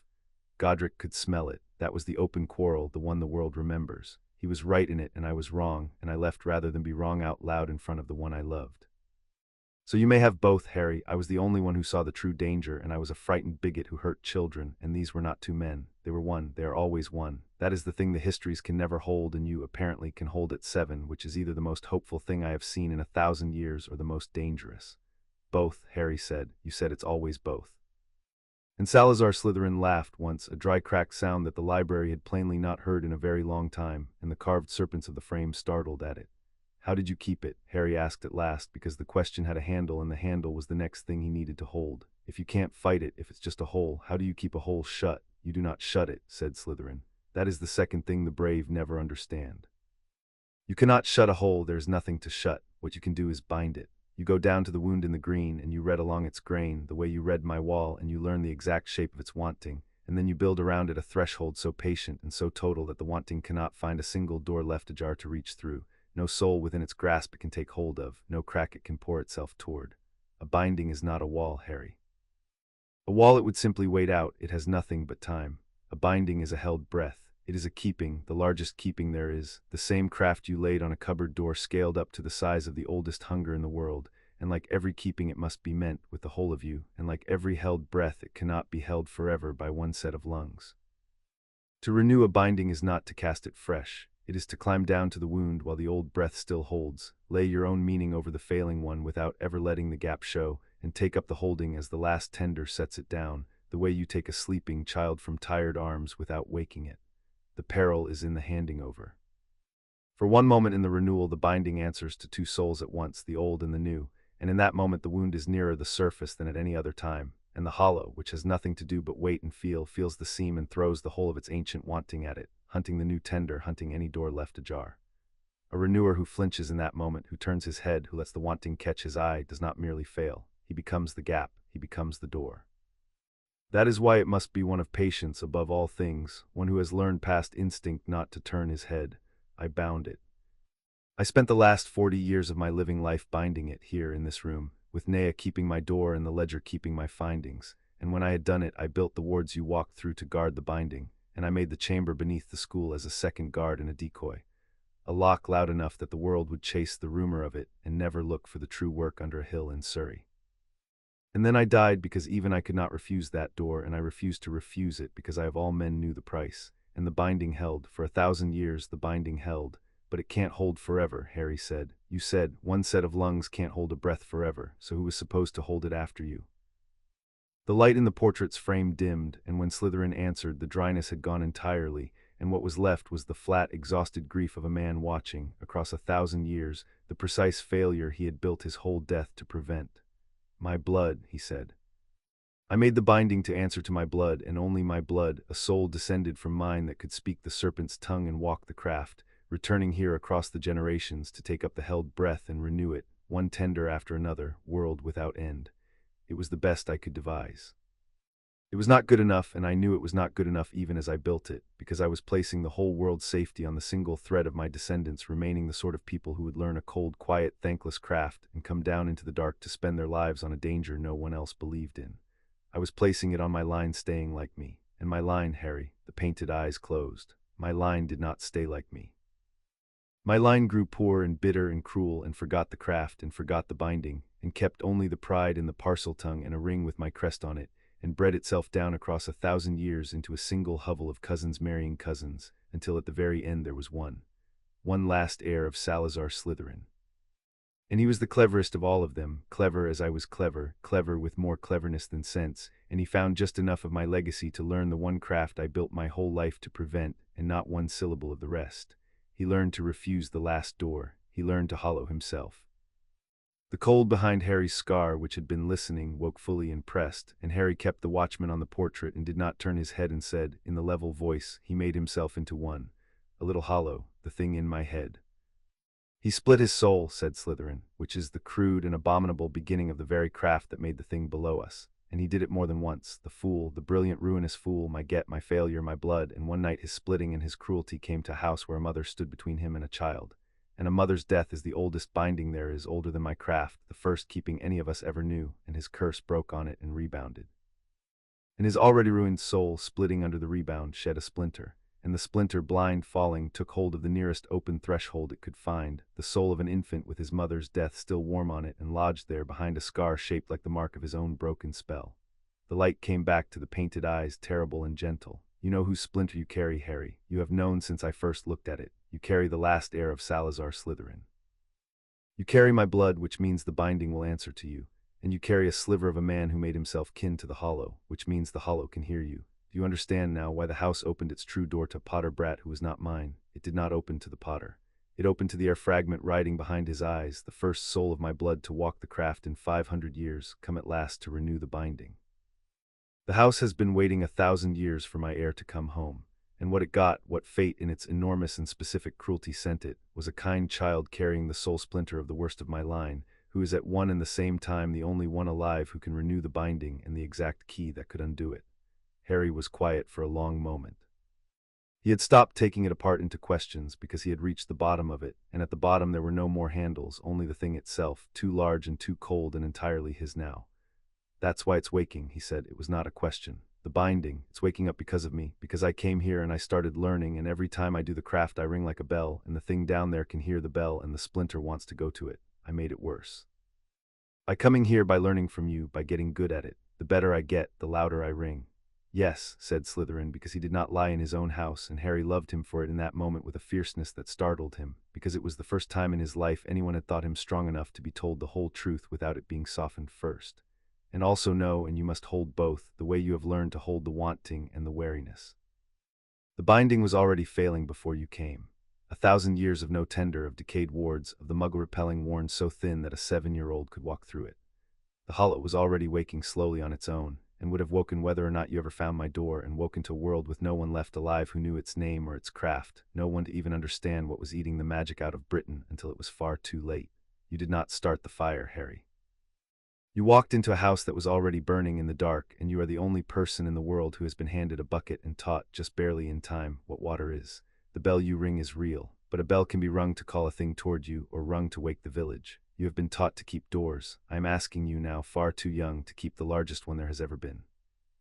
Harry put his arms around his knees and his chin on his arms and looked at the breathing light in the floor, and for a while he was just a small boy in a borrowed evening who had been told that the worst thing in the world was reaching for him through his own head, and that the only person who could stop it was him, and that he was 7.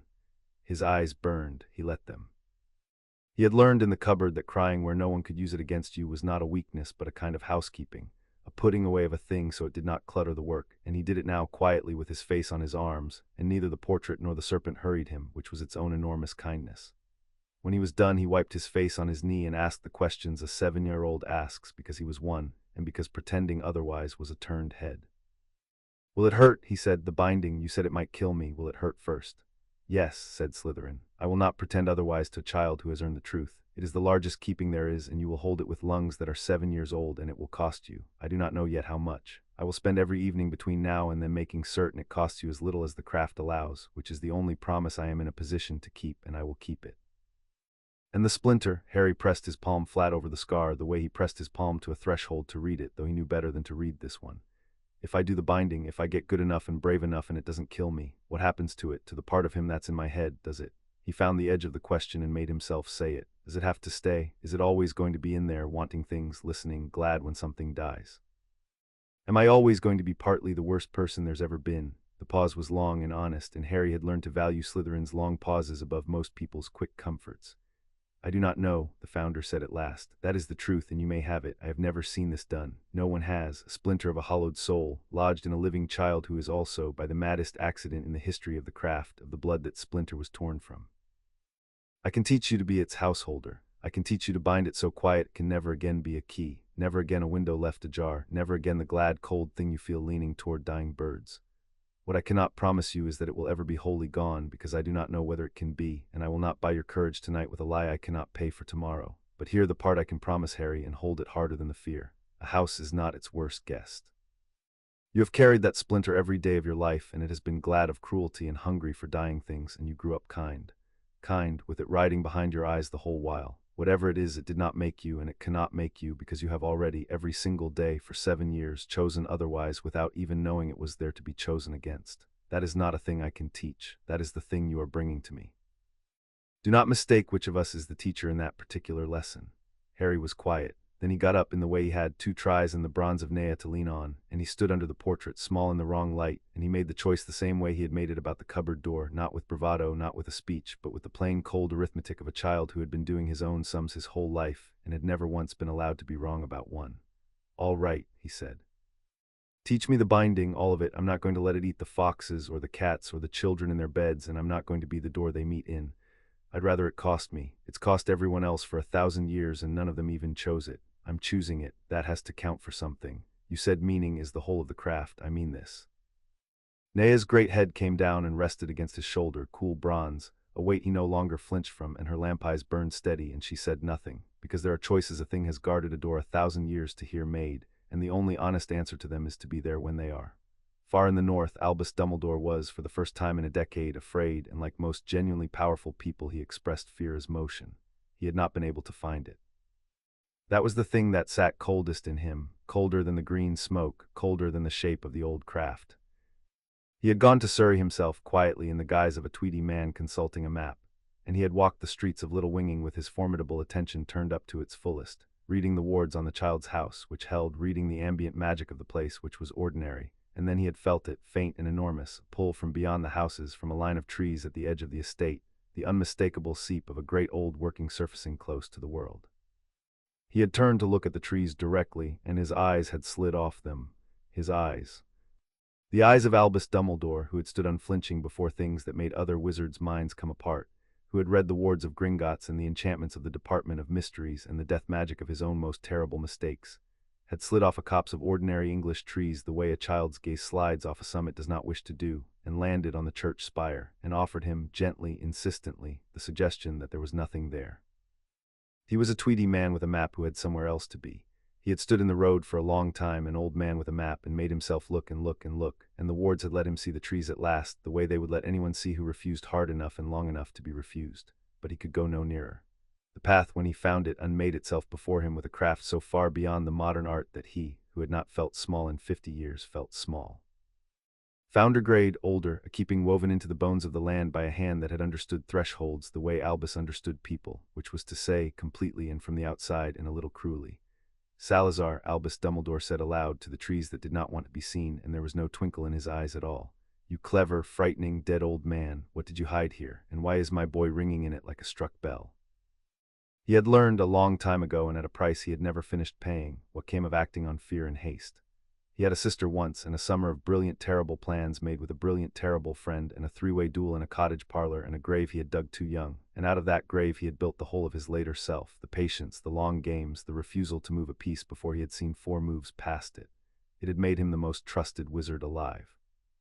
It had also, he was honest enough in his rare honest hours to know, made him a man who arranged the lives of others on a board and called it care, and who had arranged the life of one orphan boy more thoroughly than any, a cupboard and a ward and a watcher and a decade of curated hardship, all of it for reasons he still believed were sound, all of it premised on the child being a piece and not a player. He could not get in. He who could get in anywhere could not get in, and the knowledge rearranged a great many of his plans in a single afternoon. He could not take the child away without explaining why, and he could not explain why without revealing how much he had watched and how little he had done, and he could not reveal that without losing, perhaps forever, the grateful unspoiled child the entire architecture of the coming war depended upon.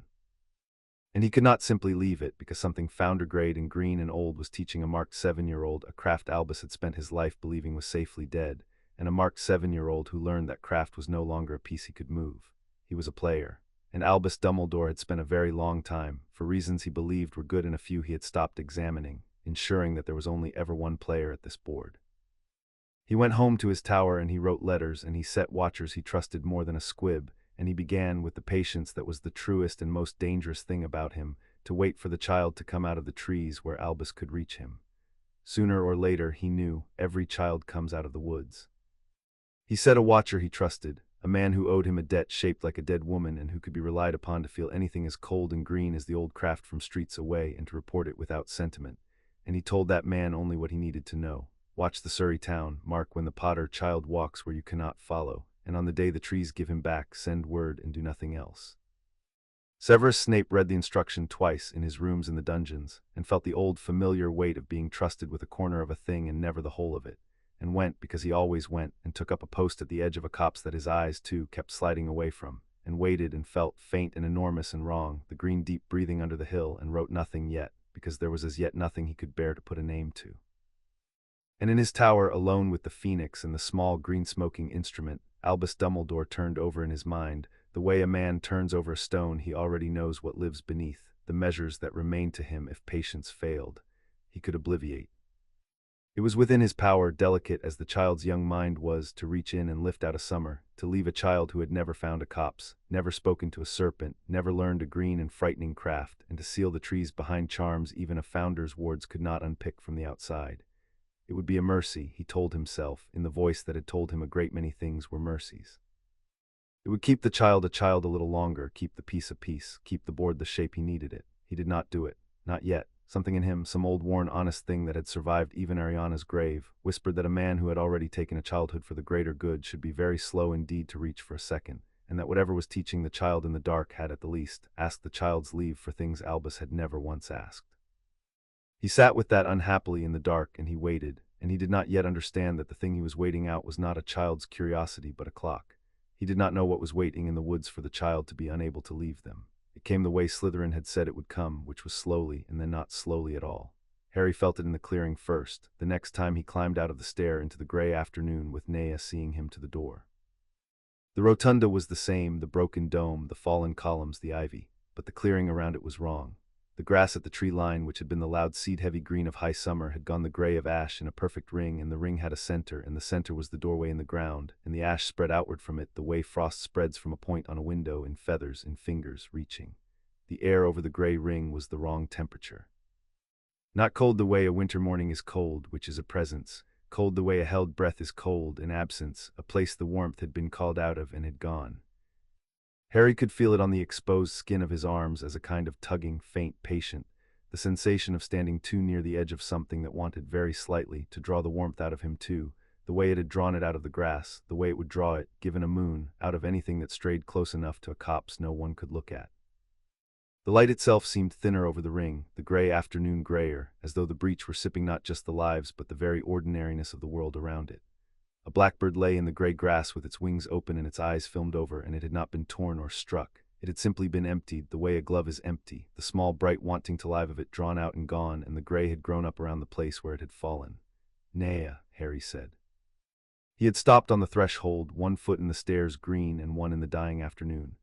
"Naya, the grass." Naya came up beside him, and her great head rose, and her tongue tasted the grey air, and she went utterly still in a way Harry had never seen her go still, the stillness of a creature that has felt, after 1,000 years of guarding against it, the thing it was made to guard against, arrive. "It has reached the surface," she said, and her voice had no dryness in it now, no warmth, only the flat certainty of the long-dreaded made real. "The binding has slipped a thread, and the hollow has put one finger through here, where the door is thinnest, and it is feeding on the small lives at the edge to make itself a hand. The bird, the grass.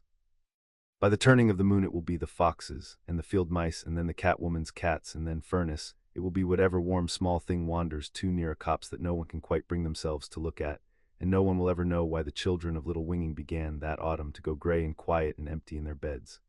The lamp eyes turned to him, and the bronze wall of her body curved, without her seeming to decide it, between Harry and the spreading ash. "He told you, child, that you walked into a house already burning. The fire has reached the curtains. There is no more time to be 7. Harry noticed then that Naya herself had gone duller at the edges, her bronze scales tarnished where the grey air touched them, her lamp eyes a half-shade lower than their steady amber, and he understood that even she, 1,000 years a guardian, could not stand long this near the breach without the warmth being drawn slowly out of her too, and that she was standing here anyway, between him and it, because that was the entire and only thing she had ever been made to do. "Get back from it," Harry told her, and pushed at the great cool length of her with both hands, uselessly, a small boy pushing at 1,000 years. "Naya, get back in the green where it can't reach you. I'm coming right now. You don't have to stand in it for me." "I have stood in worse than this for worse air than you," Naya said, but she let him push her, a little back toward the stairs' green breath, because letting him was a kindness, and she had learned kindness from the only person who had ever made her, and because she had felt, in the tarnish creeping up her scales, exactly how little time the holding had left. Harry looked at the ring of grey death spreading in feathers from the door that knew his name, and at the emptied glove of the blackbird, and he felt the cold behind his scar lean toward all of it, glad kin recognizing kin, and he understood with the awful clarity that the adults had always punished that the thing in his head and the thing in the ground were the same thing wearing 2 sizes, and that they were reaching for each other through him, and that he was the door they meant to meet in. He did not turn his head toward the cold, he had learned that much.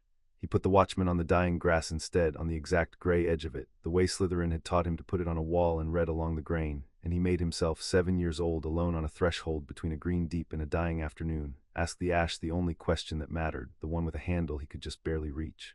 "How do I make it stop?" And from the green dark below him, faint, climbing the stair, the founder's voice answered, not dry now, not proud, only certain, the way a thing is certain when there is no longer any room left for anything else. "You come back down," said Salazar Slytherin, "and you let me teach you the binding, all of it, faster than is wise and harder than is kind, and there's every chance it will kill you, and there is no one else, and I am sorrier than a dead man has any right to be. Come down, Harry. We begin tonight and we do not stop." Chapter 4 and Chapter 5, the art they called dark they did not stop. September came and the school term with it, and Harry discovered that a double life is hardest not when the two halves are far apart, but when they are pressed up against each other with only a wall of will between. and he spent his days in a Surrey classroom learning his 9 times table among children who would go gray and quiet in their beds if he failed, and his evenings in a green deep learning the only thing that could keep them warm.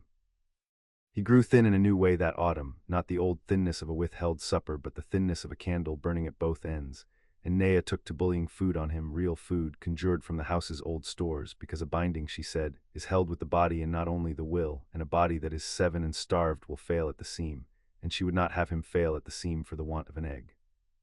He learned to lie better, too, which he was not proud of and did anyway, to his teacher who wondered at the shadows under his eyes, to his aunt who would have locked the cupboard for a month if she had known her ward wandered, to himself on the mornings the fear got loud, telling the watchman there was time, when the gray ring in the trees said plainly there was not. The lying was its own small ward. It kept the 2 halves of him from touching and shattering, and he hung it straight like a glyph and meant it, and did not examine too closely what it cost. They worked through the rest of the craft at a pace Slytherin called criminal and pursued anyway, because the alternative was slower and worse. Harry learned ward weaving, which was the joining of single keeping glyphs into a lattice, a net of meaning thrown wide enough to hold a clearing instead of a cupboard door, and he learned the bitter first law of it, that a weave is only as strong as its weakest knot, and that a single lazy glyph in a net of 100 is the one the danger finds, every time, the way water finds the one cracked tile. He tied nets until his fingers cramped on glyphs that were not there, and Slytherin made him untie the bad knots and tie them again, and did not praise the good ones, because, he said, a tender who works for praise will one day leave a knot loose on a night no one is watching, and the hollow is always watching. He learned the serpent bind, and he learned it wrongly first, the way everyone did, reaching for it as a leash, a way to make a will do what you wished, and Slytherin let him feel how it curdled in the hand, how a binding laid as a leash frayed at once and turned its loose end back on the binder because the craft would not be made a chain. You do not bind a thing away from its purpose, the founder said. You bind it to its purpose harder than it can bind itself. You will bind the hollow not by chaining its hunger, which cannot be done, but by holding it so wholly to the one truth it cannot escape, that it is empty and will never be filled, that it folds in upon that emptiness and has no edge left to reach you with. Harry practiced on a frightened grass snake that had wandered down the stair, not chaining it, but binding it gently to its own wish to be calm and hidden until the wish outlasted the fear, and the snake stilled in his hands, and he let it go, and understood the difference between a key and a chain in a way no lecture could have given him. And he learned parcel magic proper, which undid every idea he had left about what the serpent's tongue was for. He had thought it a thing for reading, for hearing, for talking to snakes in gardens. It was the deep speech itself, Slytherin told him, the language the green is written in, and a glyph merely drawn was a word merely written, while a working spoken in the tongue was the thing itself said aloud into the ear of the world, and the world, hearing its own speech, answered far more readily than to any wand. Harry spoke his first working on a cold evening, a keeping said and not drawn, the hissing syllables coming up out of him from a place he had never reached on purpose before, and the green light of the whole library leaned toward the sound the way a field of grass leans toward a wind, and he frightened himself with the size of what came when he only spoke, and Slytherin said very quietly that this was the gift his line had kept and squandered, the tongue without the wisdom.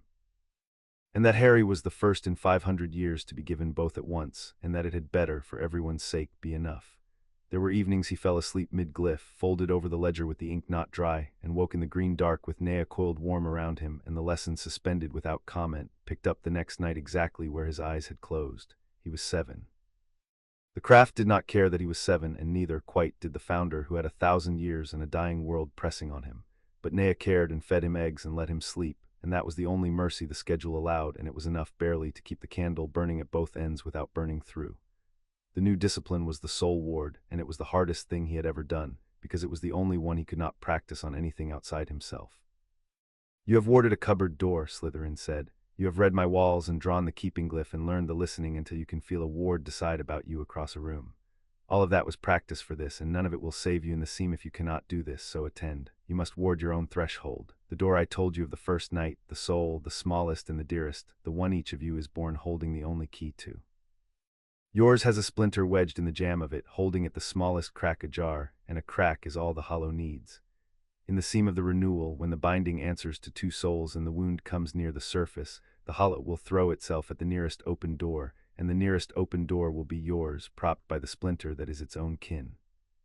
You will be standing at the wound holding the largest breath in the world, and it will reach through your own forehead to take you, and you will have one defense and only one. The door must already be shut. You must ward your own soul so completely that the splinter cannot prop it, so that when the hollow comes there is no crack to pour through, no glad cold welcome, no kin to answer kin. You must, in plain words, evict your oldest guest from the one room he has lived in your whole life, and you must do it without breaking the door he has wedged, because the door is yours and you have only the one. Harry tried and failed and tried for 19 evenings. The failures were not like the glyph failures. The glyph had guttered outside him, a sour taste, a thing he could set down. This was inside, and it fought, because the splinter had been there his whole life and had grown into the grain of him the way ivy grows into a wall. And every time Harry reached the still point and turned the patient keeping inward, toward the crack in his own door, the cold woke and pushed back, and it did not push with strength, it pushed with familiarity, it pushed with the awful intimacy of a thing that had ridden behind his eyes since before he could speak and knew, better than he did, exactly which of his angers to lean on and which of his lonelinesses to fill. On the worst evening it did not show him Dudley at all, it showed him his mother. It built her out of the warmth he was trying to fill the room with and turned her against him, a woman with his own green eyes bending over a cot, and it let him feel, for the space of 3 breaths, what it would have been to be loved like that every day of his life. And then it whispered in no voice, in the place under voices, that he could have it back, all of it, that the door need only open a little, that the cold was only cold because he kept it out. That on the other side of the propped door was every warm thing that had ever been taken from him.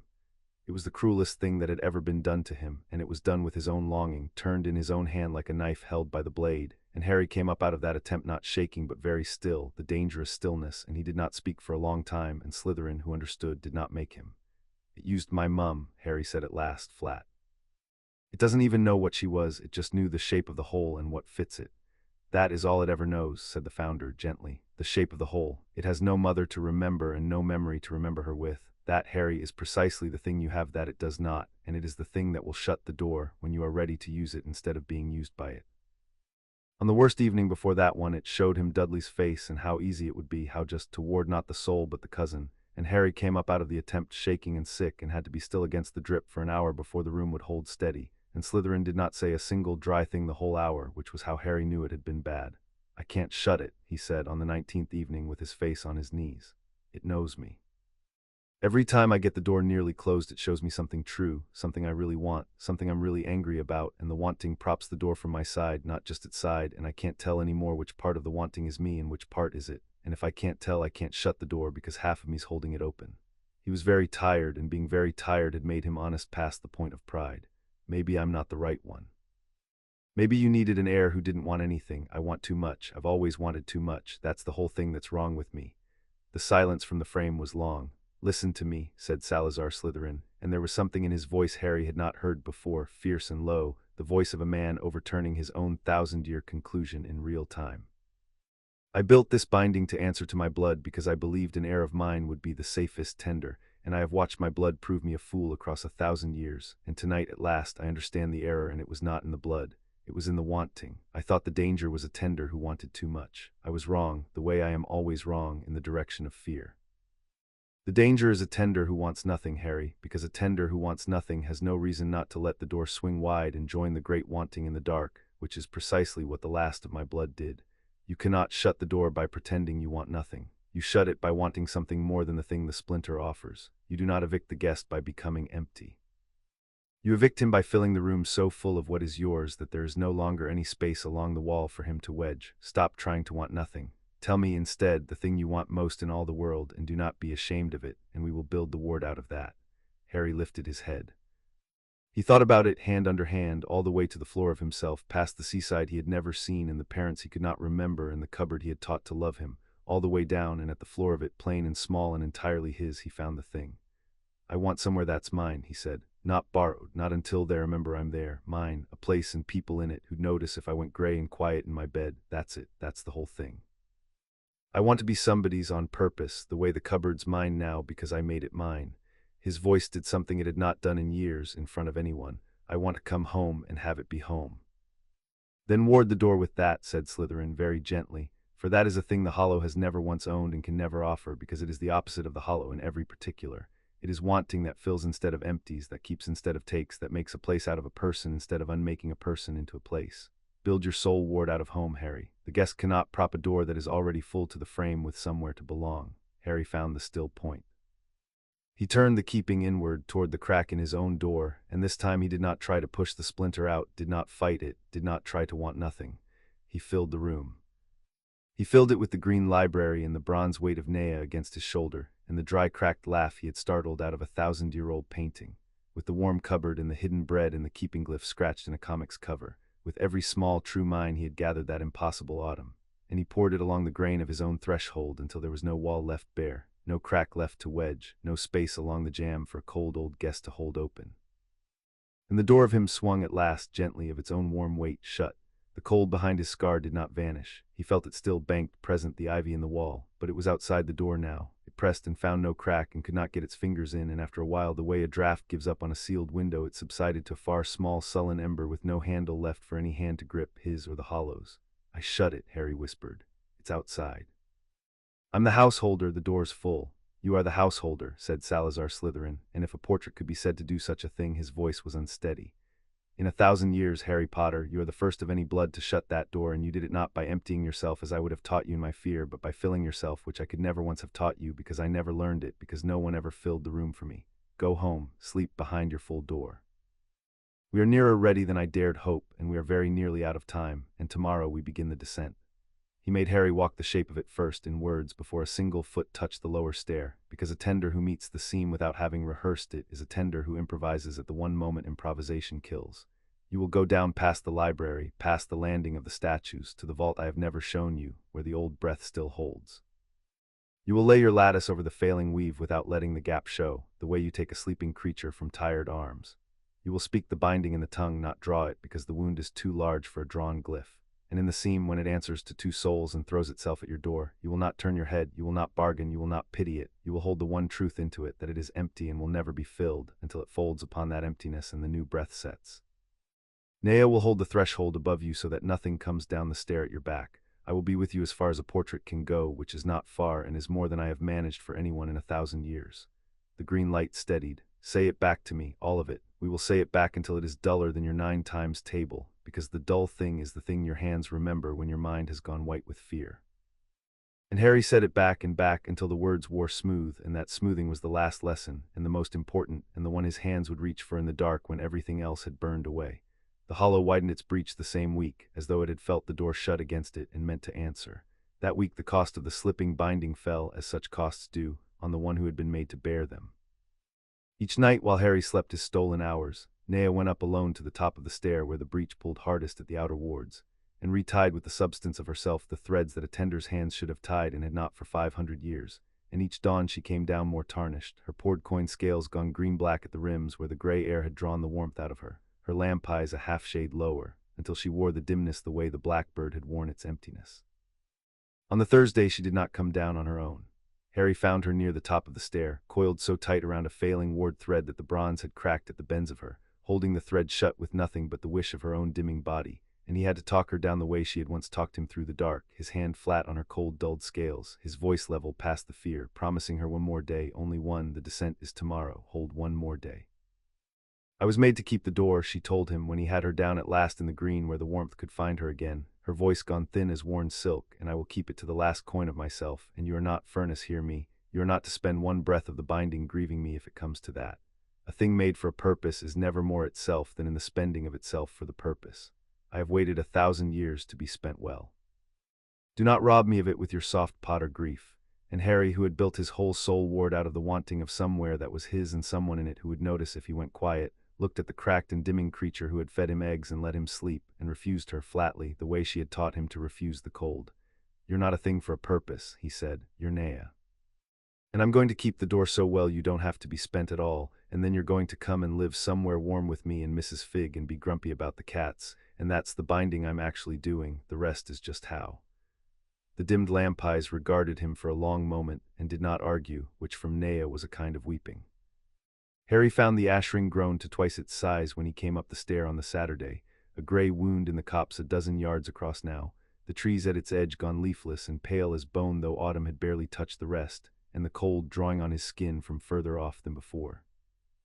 And standing at the very edge of it, where the green grass met the gray, with one of Mrs. Fig's cats stiff and emptied at her feet and her tartan dressing gown soaked through with dew and her face the color of the dead trees, was Arabella Fig.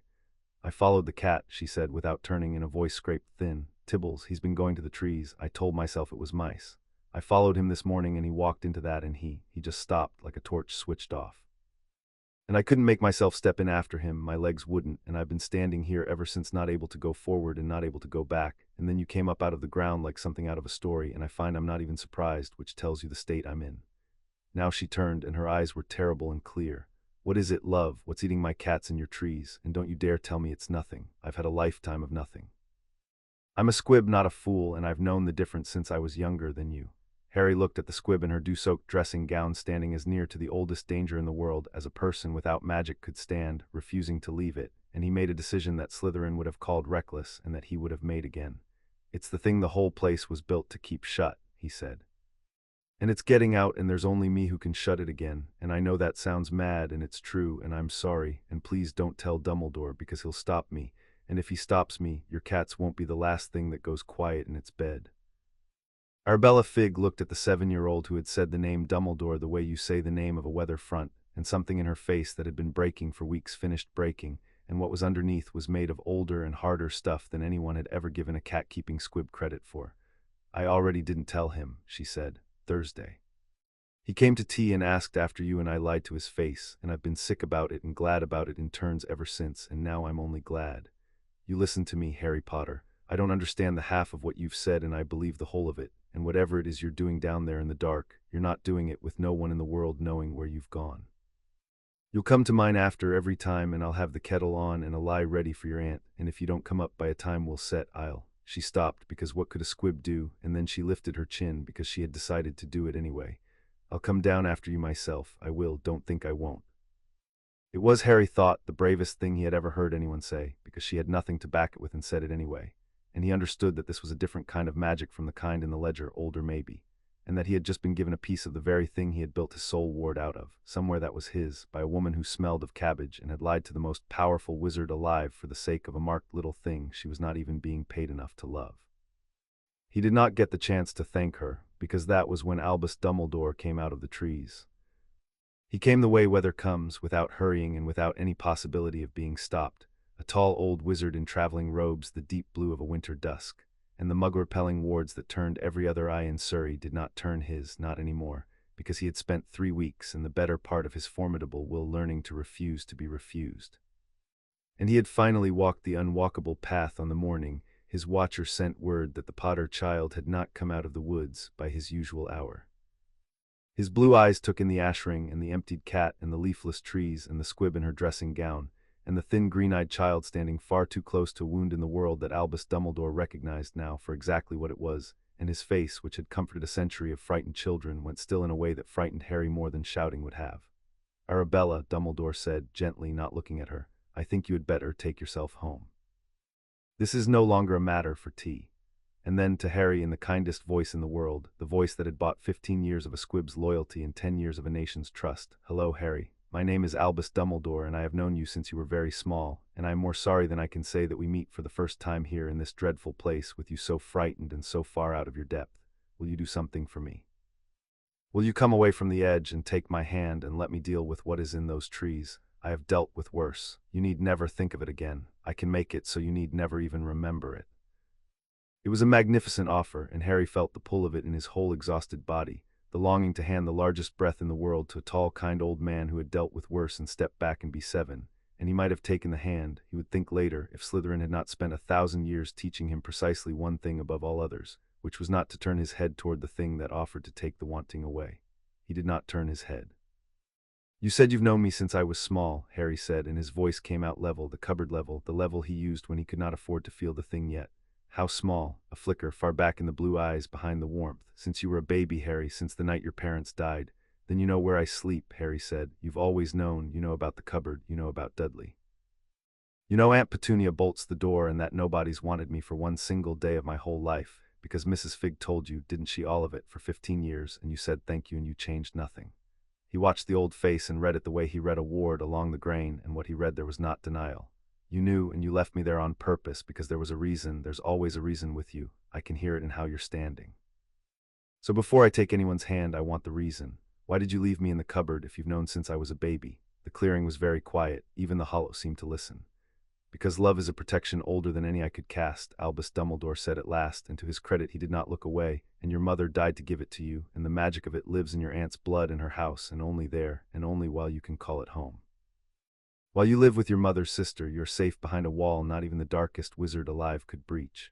I knew you were unhappy, Harry. I grieved it. I tell you honestly that I grieved it. And I judged rightly or wrongly, and I have had to judge such things before and will again, that a hard childhood behind an unbreakable wall was a price worth a living child, and that a great war is coming for which the world will need you whole and alive, and— He stopped, a half-syllable too late.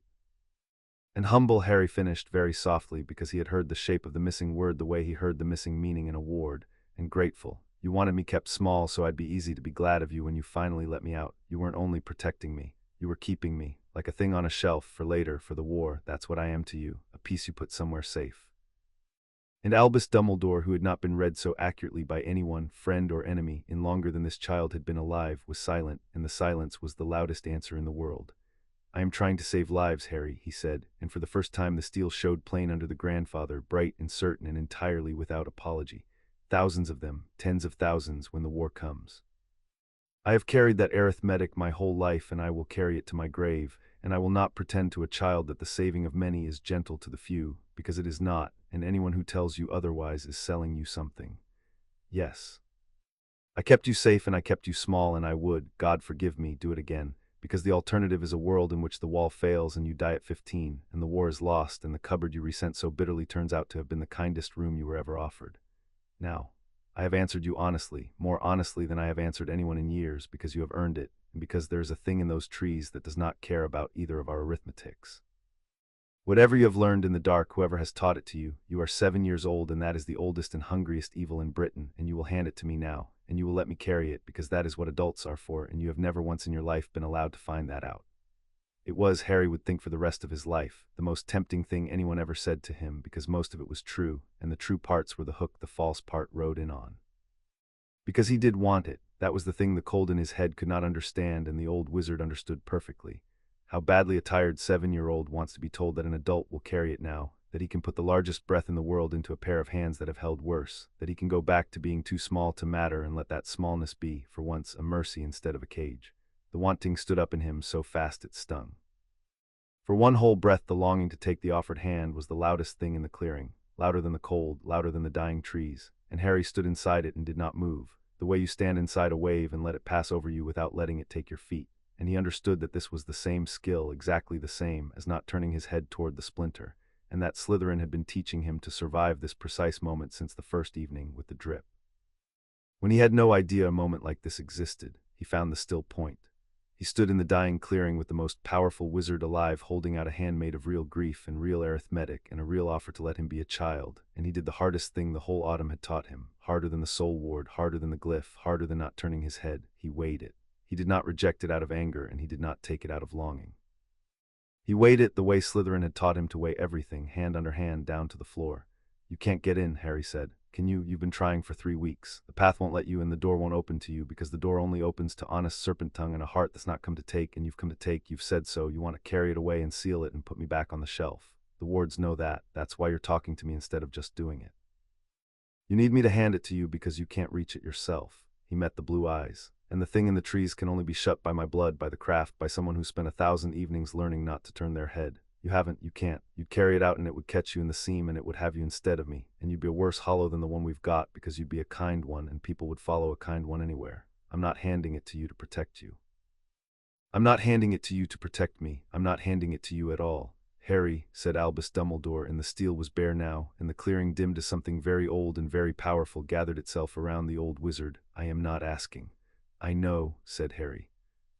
And he reached down fast the way he had learned, past the still point and into the full warm shut room of himself, and out through his hand to the threshold of the whole clearing, the green edge where it met the gray, and he drew the keeping glyph, the first and the safest, the one a serpent child draws at 5, scaled up with every scrap of strength a 7-year-old burning at both ends had left, and he meant it with the whole of his full door.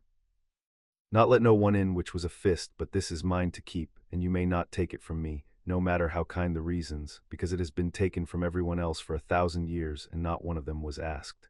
The ground answered him. The wards of Salazar Slytherin, woven into the bones of the land, felt a tender of the blood lay claim to the keeping. recognized the meaning along the grain and rose to it, and the green path behind Harry opened, and the gray clearing between him and Dumbledore filled, edge to edge, with the patient, enormous refusal of a 1,000-year-old ward that had just been told, by the first heir to come home in 5 centuries, exactly whose door this was. Albus Dumbledore took one step forward and could not take a second. He stood with his hand against a refusal he could not budge, and he read it because he could not help reading it, and what he read turned the last of the warmth out of his face. He knew this weave, not its like it, the grain of it, the patience of it, the cold total keeping of it, set down by a hand that had understood thresholds the way Albus understood people. He had spent a long life believing this craft as dead as the wizard who made it, and here it was, risen whole out of the bones of an English hill at the bidding of a 7-year-old, and the realization arrived in him not as fear of the child but as something closer to vertigo, the specific vertigo of a man who has built his every plan upon a map and discovered an entire country he had marked as empty.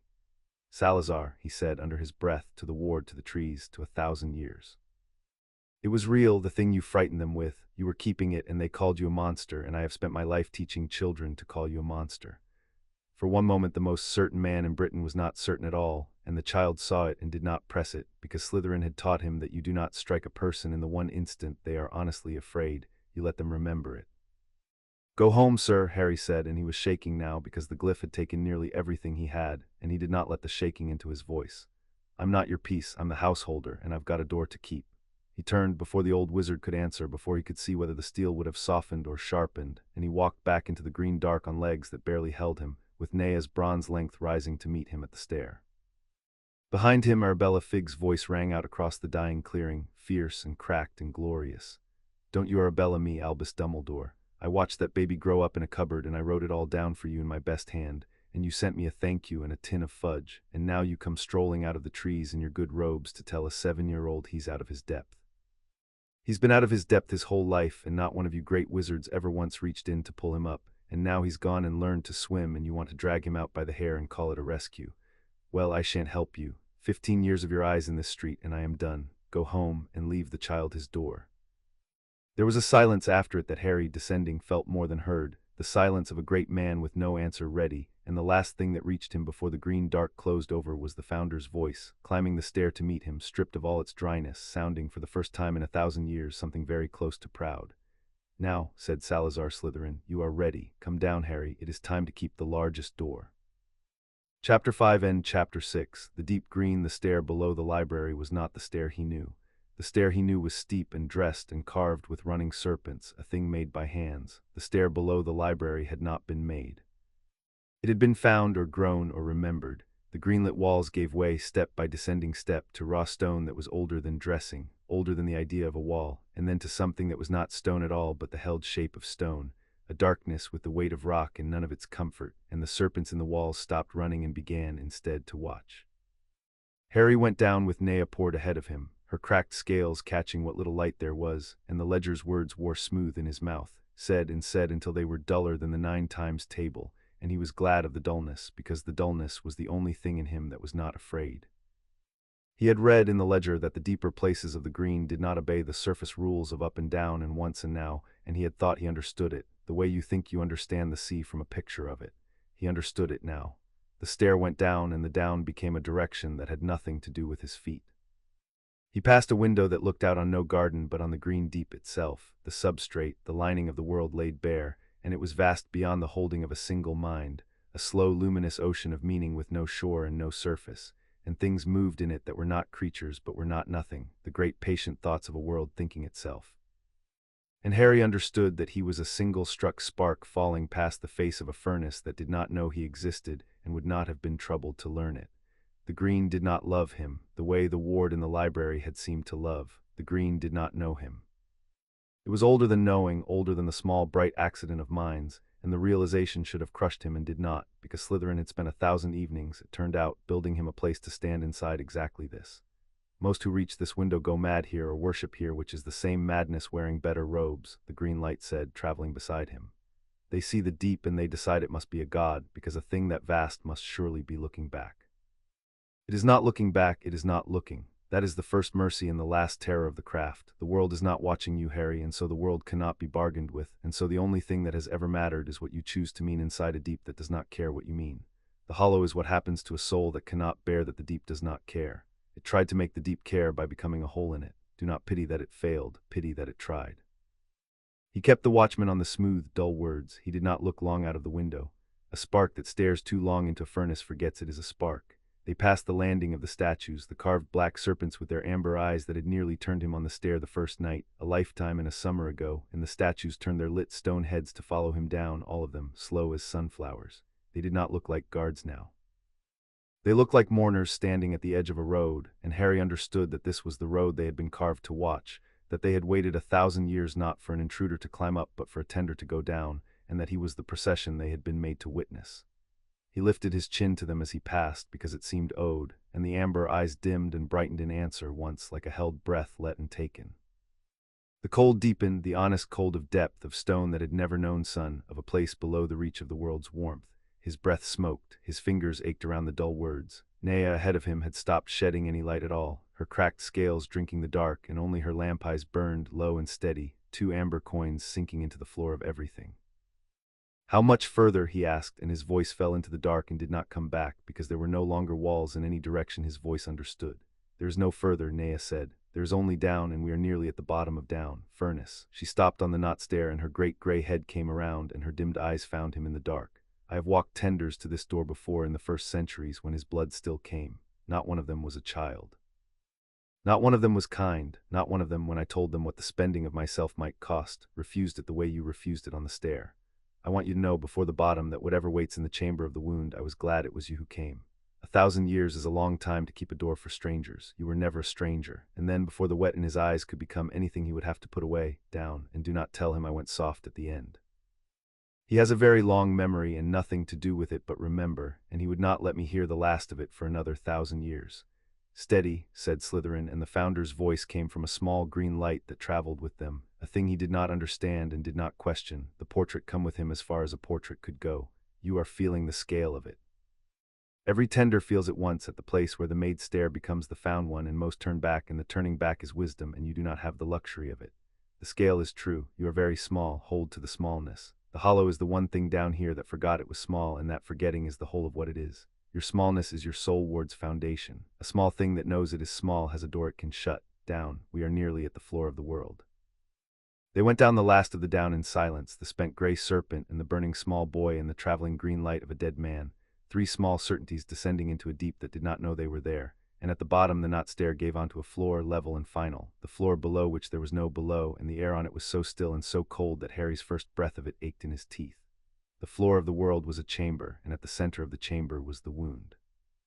Harry had built in his mind across the autumn a picture of what he would find, a monster, a darkness, a great coiled horror. The truth was worse because it was so much quieter. The wound in the green was an absence in the shape of a sphere, a place where the slow, luminous ocean simply stopped being, a hole punched in the substrate of the world, and around it, holding it, was the binding. Salazar Slytherin's 1,000-year breath, a lattice of green fire spun fine as frost and wide as a cathedral. Every thread a glyph, every glyph a meaning, the most beautiful and patient work Harry had ever seen or would ever see, and it was failing. He could see exactly where. Threads had gone dark.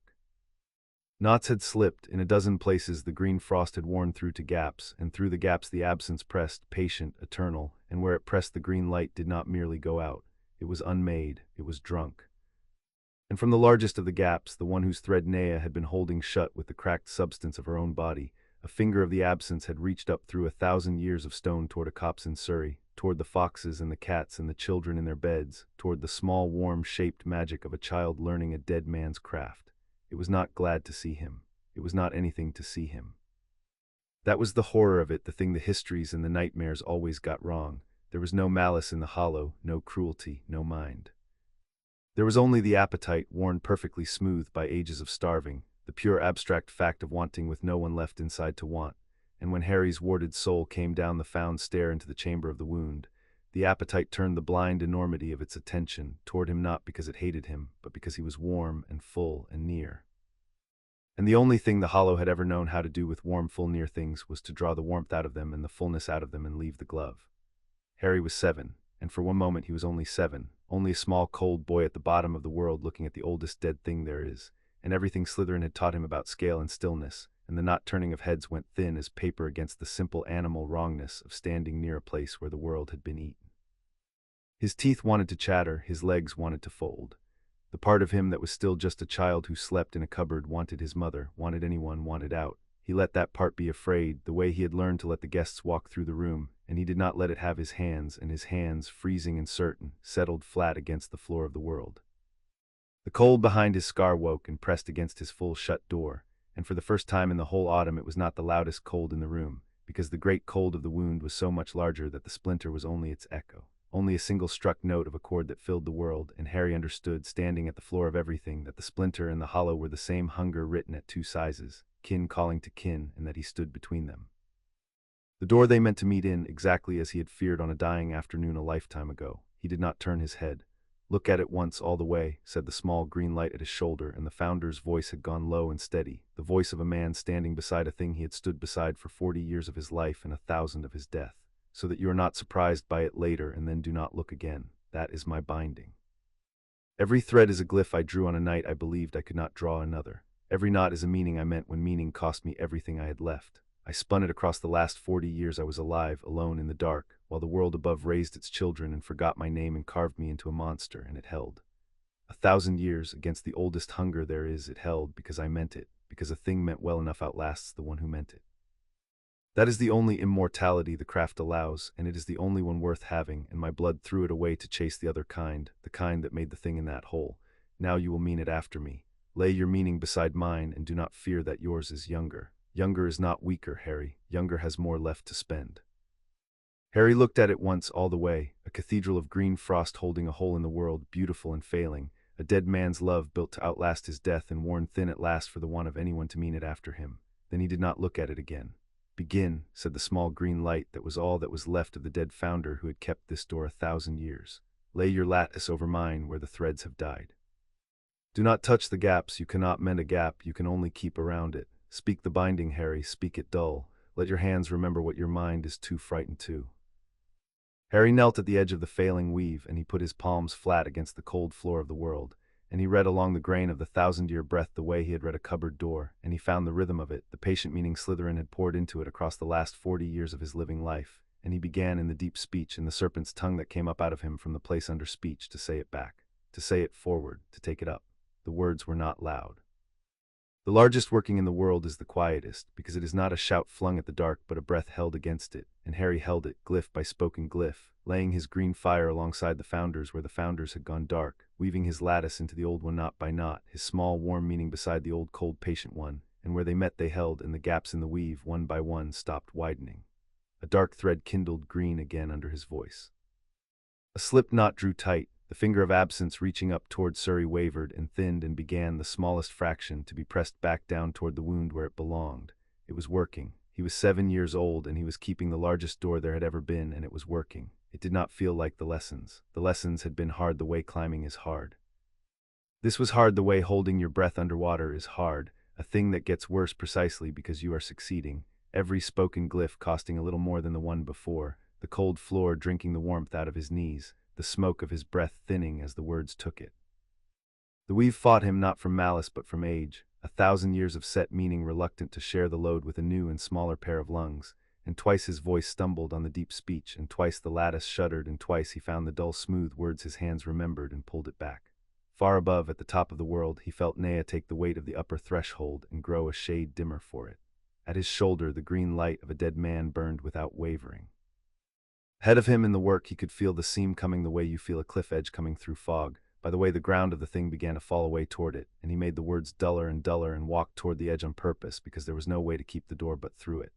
"The third knot from the wound," said the green light, sharp and quick. "It is not a keeping knot, it is a binding knot, and you have been laying keepings all your short life, and a binding is the harder hinge. Do not hold the hollow away, you cannot, it has nothing for you to push against. Hold it to its one truth. Say into it that it is empty, not as an insult. As a fact, the kindest fact, the only true thing anyone has said to it in an age of the world." "It's empty," Harry breathed in the deep speech, into the knot, into the absence, and it was not a curse and it was not a weapon. It was the plain dull truth, said the way you say a true thing to a frightened creature to calm it.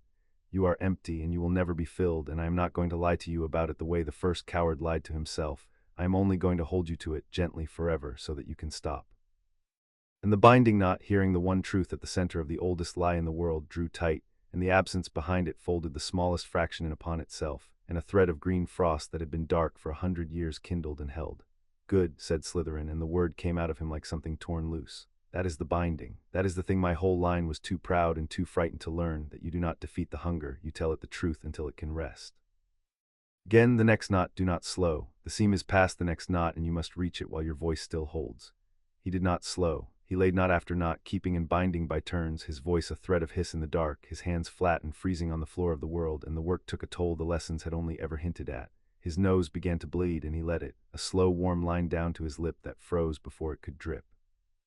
His vision narrowed to the weave and the next gap in the next, the chamber going dim at its edges, and he understood distantly that some of the dimming was the cold and some of it was him, the candle eating itself faster now, and he kept on because Slytherin had drilled the words so dull and so deep that his mouth went on saying them after his mind had narrowed to a single bright point.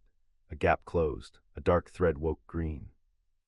Finger of absence that had been reaching toward Surrey for a turning of the moon shortened, and shortened, drawn back down toward the wound knot by knot like a tide going out.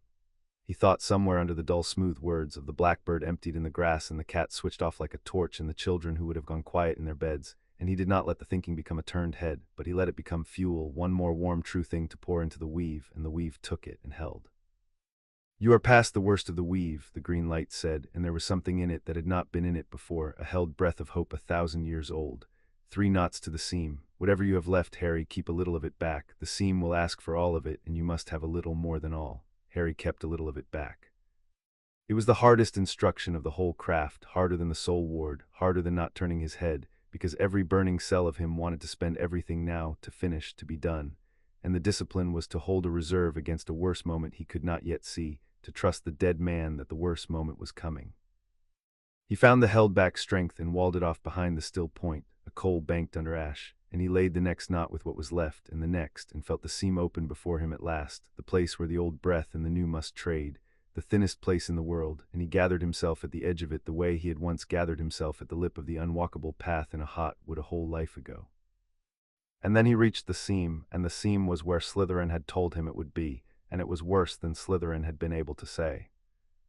For the binding to renew, the old breath had to be set down as the new one was taken up. And for one moment, the moment the whole craft turned upon, the lattice answered to 2 souls at once, the founder's 1,000-year keeping and the child's new one. And in that moment the weave was, by the iron arithmetic of the craft, at its thinnest, the wound at its nearest, and the hollow, which had nothing to do in all the ages of the world but wait and feel, felt the seam open like a held breath let halfway out. And it threw the whole of its smooth, enormous, starving self at the one warm, full, near thing within its reach, and it reached, as Slytherin had known it would, not at the lattice, which it could not grip, but through the splinter, the kin, the echo, the door propped in the jamb of a child's own soul.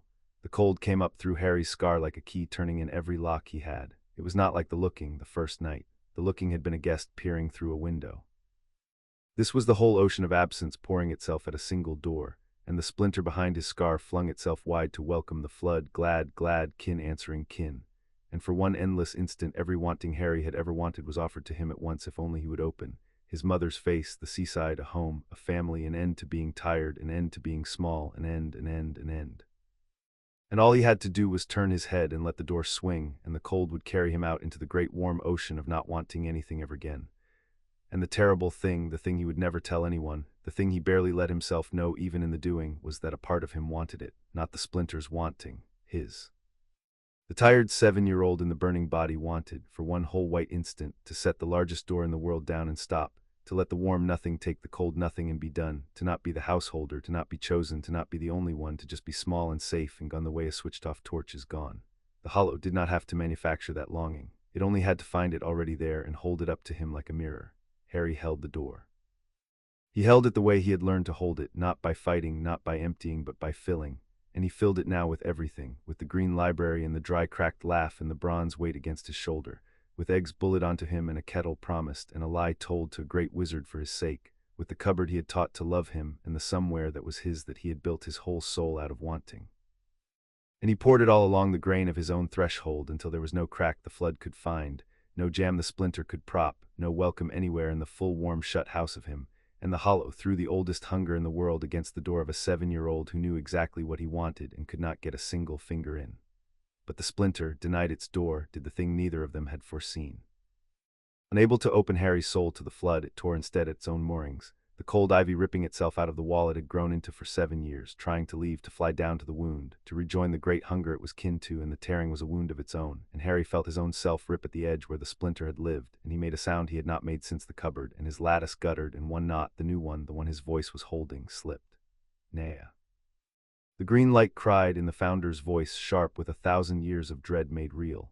The threshold, and Nea at the top of the found stair where she had coiled the cracked and dimming substance of herself around the failing upper ward so that nothing could come down the stair at Harry's back, felt the slipped knot and the surge behind it, and did the only thing a thing made to keep a door can do when the door begins to give. She became the door. She poured every coin of her 1,000-year self into the gap, bronze gone to green-black to gray, her lamp eyes guttering, her great body cracking along its bends, holding the upper threshold shut with the last warmth in her against a flood that wanted that warmth more than anything in the world.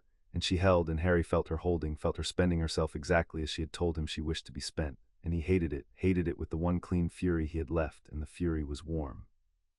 And he poured the fury into the door too, because she had taught him that even fury, kept and meant, was somewhere to belong. The knot drew tight, the lattice steadied. The flood broke against the full shut door and the held threshold in the gray spent length of a serpent who would not give, and it drew back, the smallest fraction, to gather itself for another throw, because it had nothing but time, and Harry had lungs that were 7 years old and already burning through. And that was the moment the stair above gave, and Albus Dumbledore came down into the floor of the world. He came because the wards had failed at last, the upper weave that had refused him 3 weeks unraveling as Nea spent herself elsewhere, and he came down the found stair the way a man comes down into a nightmare, each step taking him further from every rule he knew. He had walked the department of mysteries. He had read the death magic of his own worst hours. Nothing in a long and terrible life had prepared Albus Dumbledore for the floor of the world, for the hole in the substrate of everything, for the cathedral of green fire failing around it, for the small kneeling shape of a child he had meant to keep on a shelf speaking the oldest craft in Britain into the dark with a voice that had not yet broken. He took it in with a single sweep of his terrible, clever eyes, the failing lattice, the gray dying serpent at the threshold, the absence at the center drinking the light, and every instinct of his century rose up in him at once, and he did the thing he had always done when faced with a darkness, the thing that had made him the greatest wizard of his age and had never once in all that age failed him. He raised his wand and he struck at it with everything he had. The light that came out of Albus Dumbledore was the most beautiful magic Harry had ever seen that was not green. It was white and gold, and it was the accumulated power of a century of a great man's will, and it was enough to level a castle, and it flew across the chamber of the wound and into the absence at the center, and the absence drank it and was not diminished, and was not anything, because you cannot strike a hole, you cannot wound a wanting, you cannot kill a thing that is already only the place where something used to be. And all the white gold glory of the greatest wizard alive went into the hollow and made it, for one instant, brighter, fuller, larger, a hole with 100 years of brilliant will poured into it, and still a hole, still empty, still drinking, and now awake all the way to a new warm full near thing standing unwarded at the foot of the stair with its soul wide open in the shape of a raised wand.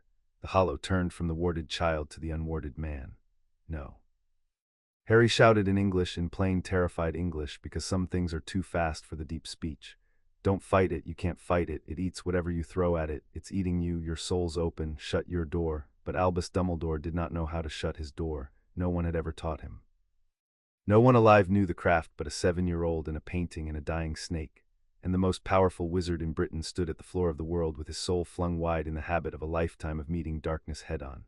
And the oldest hunger in the world reached for him the way it had reached for the blackbird, patient, blind, certain, and began, with the terrible gentleness of an absence, to draw the warmth out of Albus Dumbledore, the long bright will, the century of memory. The grief and the games and the good intentions and the dead sister and the whole vast lonely architecture of a man who had spent his life carrying arithmetic too heavy for one soul, and Dumbledore's wand arm dropped, and his blue eyes went wide and then began, at the edges, to film over like a blackbird's. Harry could see it happening, could see the warmth being drawn out of the old wizard in a slow bright thread, the century of will unspooling, the great architecture of a life going dim from the outside in, and he could feel through the floor, through the craft, how glad the hollow was in its mindless way to have found a soul so full and so foolishly open, a feast 100 years in the making, walking down a stair and flinging its door wide. The white gold light guttered. The greatest wizard of the age made a small lost sound, the sound of a man somewhere very far inside himself realizing, far too late, that he had finally met the one darkness that could not be met head-on, and began to go gray. Harry had a choice, and he had perhaps 1 second to make it, and he was 7, and he was burning through, and the part of him that had wanted for years to make Vernon Dursley sorry looked at the wizard who had left him in a cupboard for the greater good in the war and the shelf, and understood with perfect cold clarity that he could let go. He could keep his lattice and his door and let the hollow take the wizard who had taken his childhood, and call it arithmetic, and no one would ever know, and the binding might even set faster with the great hunger distracted by such a feast. He did not let go of the lattice. But he reached with his other hand, the one not holding the largest door in the world, across the floor of everything toward the graying old man, and he did the thing Slytherin had taught him and Slytherin had never once been able to do for anyone, the thing no one had ever done for Salazar Slytherin and someone had, against all reason, somehow done for Harry. He filled the old wizard's door from the outside. He could not shut Dumbledore's soul. But he could, for one moment, with the last of his burning 7-year-old strength, pour his own fullness across the gap, the library, the laugh, the eggs, the kettle, the somewhere that was his, lending the unwarded man a borrowed door made of a child's hard-won sense of home, and the hollow reaching into Albus Dumbledore found, instead of an open soul, a threshold suddenly and impossibly full of a warmth that was not even Dumbledore's own, and it could not get its fingers in, and it drew back, baffled. Blind to gather itself again, holding 2 doors at once nearly finished him. Harry felt his lattice lurch as his attention split, felt the knots he had set begin to loosen for want of the voice that had set them, and he hauled himself back to the weave with a sound between a sob and a word, pouring the last of his held-back strength into the place where the green fire frayed, and the green light at his shoulder said, low and fast and steady, "I have him, I will not let him slip. You keep the weave, only the weave, Harry. Leave the old wizard to me." And Harry did not know how a portrait could hold a door, and did not have the room left to wonder. He let the burden go where the voice told him, and bent the whole narrowing point of himself back onto the binding. Albus Dumbledore fell to his knees at the foot of the stair, gasping, gray at the edges and no grayer, his wand fallen from his hand, and he looked across the chamber of the wound at the 7-year-old child who was keeping the largest door in the world with one hand and had just kept Albus's own door with the other, and on the face of the most certain man in Britain was an expression no living person had ever seen there. The expression of a man who has been wrong about the size of something his entire life. "Don't," Harry said through his teeth, through the green fire, through the burning, not unkindly, only with no time for anything but the truth. "Don't move, don't cast, your magic feeds it. The only thing down here that works is the thing you taught the world to call dark, so sit down, sir, and be small, and let me keep the door." And Albus Dumbledore, who had not been told to sit down and be small in 70 years, sat down and was small and watched. He watched a 7-year-old keep a door that he, with the accumulated power of 100 years, had not been able to scratch, and worse than that, had nearly fed. He watched the child's other hand, the one that had reached across the floor of everything to hold a door that was not his to hold, the door of the very man who had left him in a cupboard, and Albus Dumbledore, who had spent his life certain that he understood the arithmetic of sacrifice better than anyone alive, sat on the cold stone and understood that he had been doing a different sum entirely from the one this child had just done in a single second under more pressure than Albus had felt in 50 years. He had spent a century arranging the lives of others to save the many, and called it love, and kept his own door flung wide in the habit of a man who believed his soul too strong to need guarding. And a starved boy from a cupboard had filled that door from the outside with a warmth Albus had never once thought to offer him in return, and had not paused to weigh whether he deserved it, because there had been no time, and because Albus understood with the slow, cold horror of a man rereading his own life in a worse light, the child would not have weighed it even with all the time in the world. That was the difference between them, laid bare on the floor of the world. Albus weighed, the child filled. And only one of those, it turned out, could keep a door against the oldest hunger there is. The binding was nearly set. Harry could feel it, the new breath taking, the lattice holding, the gaps closing one by one under the dull smooth words, the finger of absence pressed back down and down toward the wound where it belonged. 3 more knots, 2.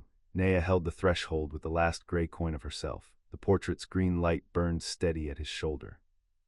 The most powerful wizard alive sat on the floor and was small. It was working, it was nearly done, it was nearly there.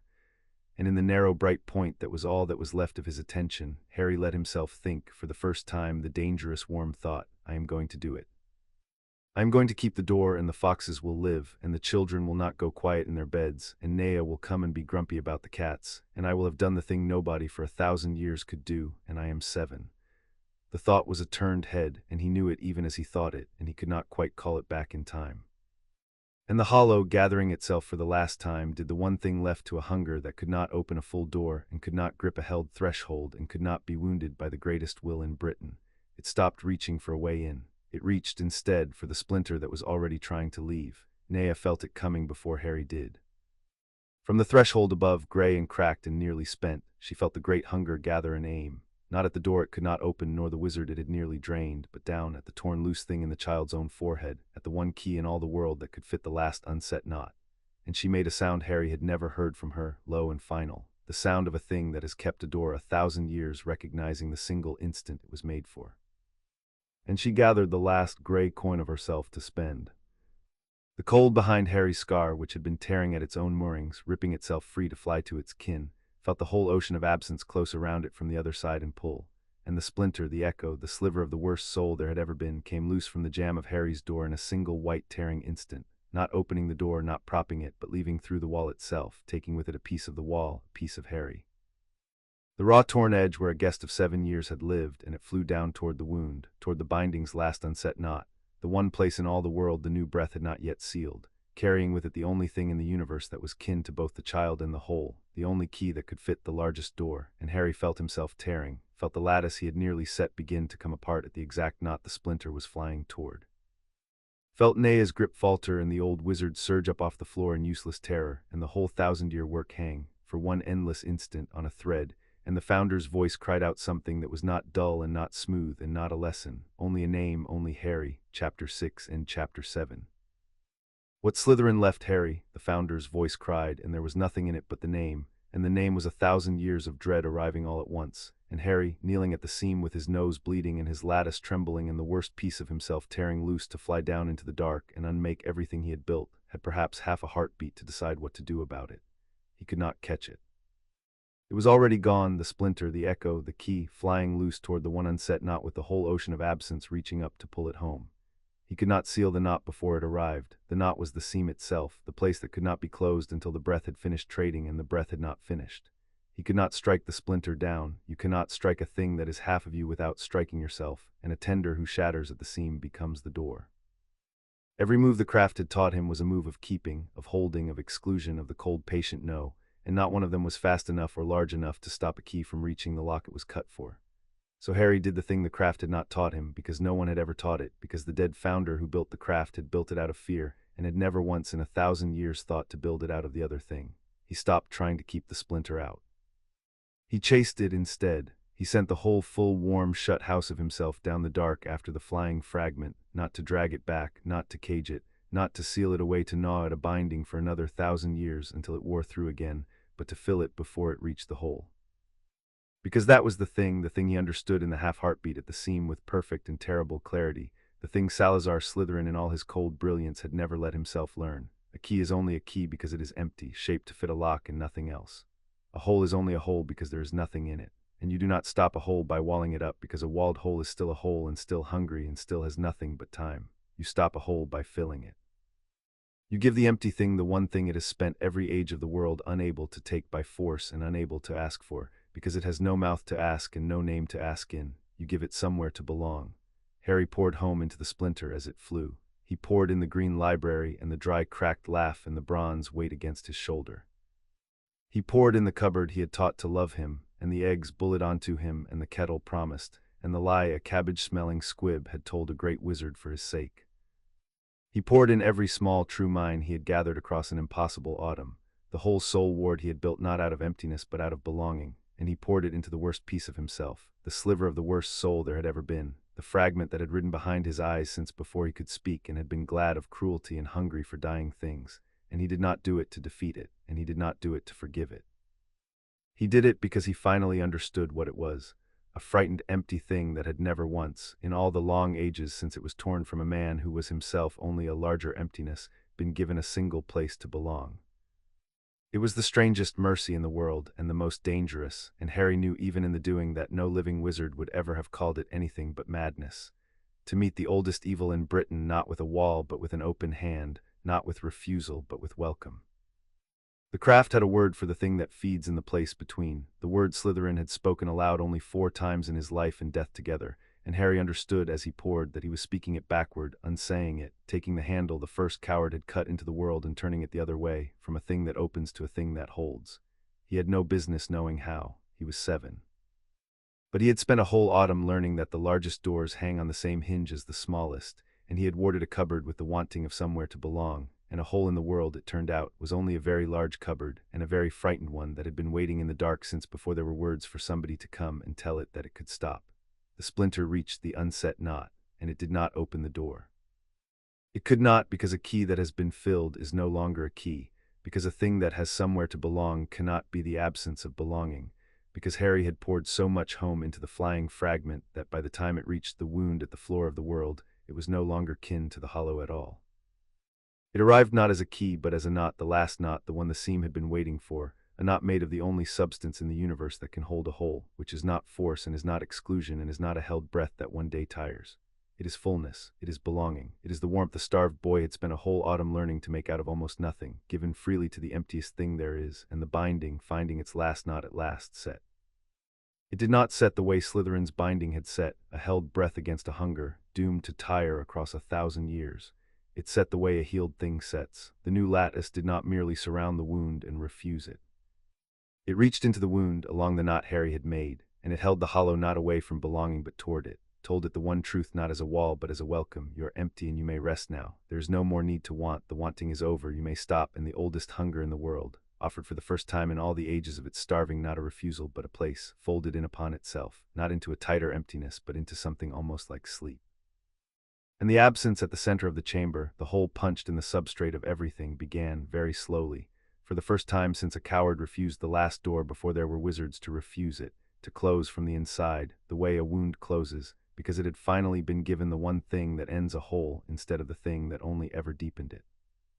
The green light came up across the whole chamber of the wound, and it was not the sick pale light of the failing binding, and it was not the cold patient green of the 1,000-year breath. It was warm.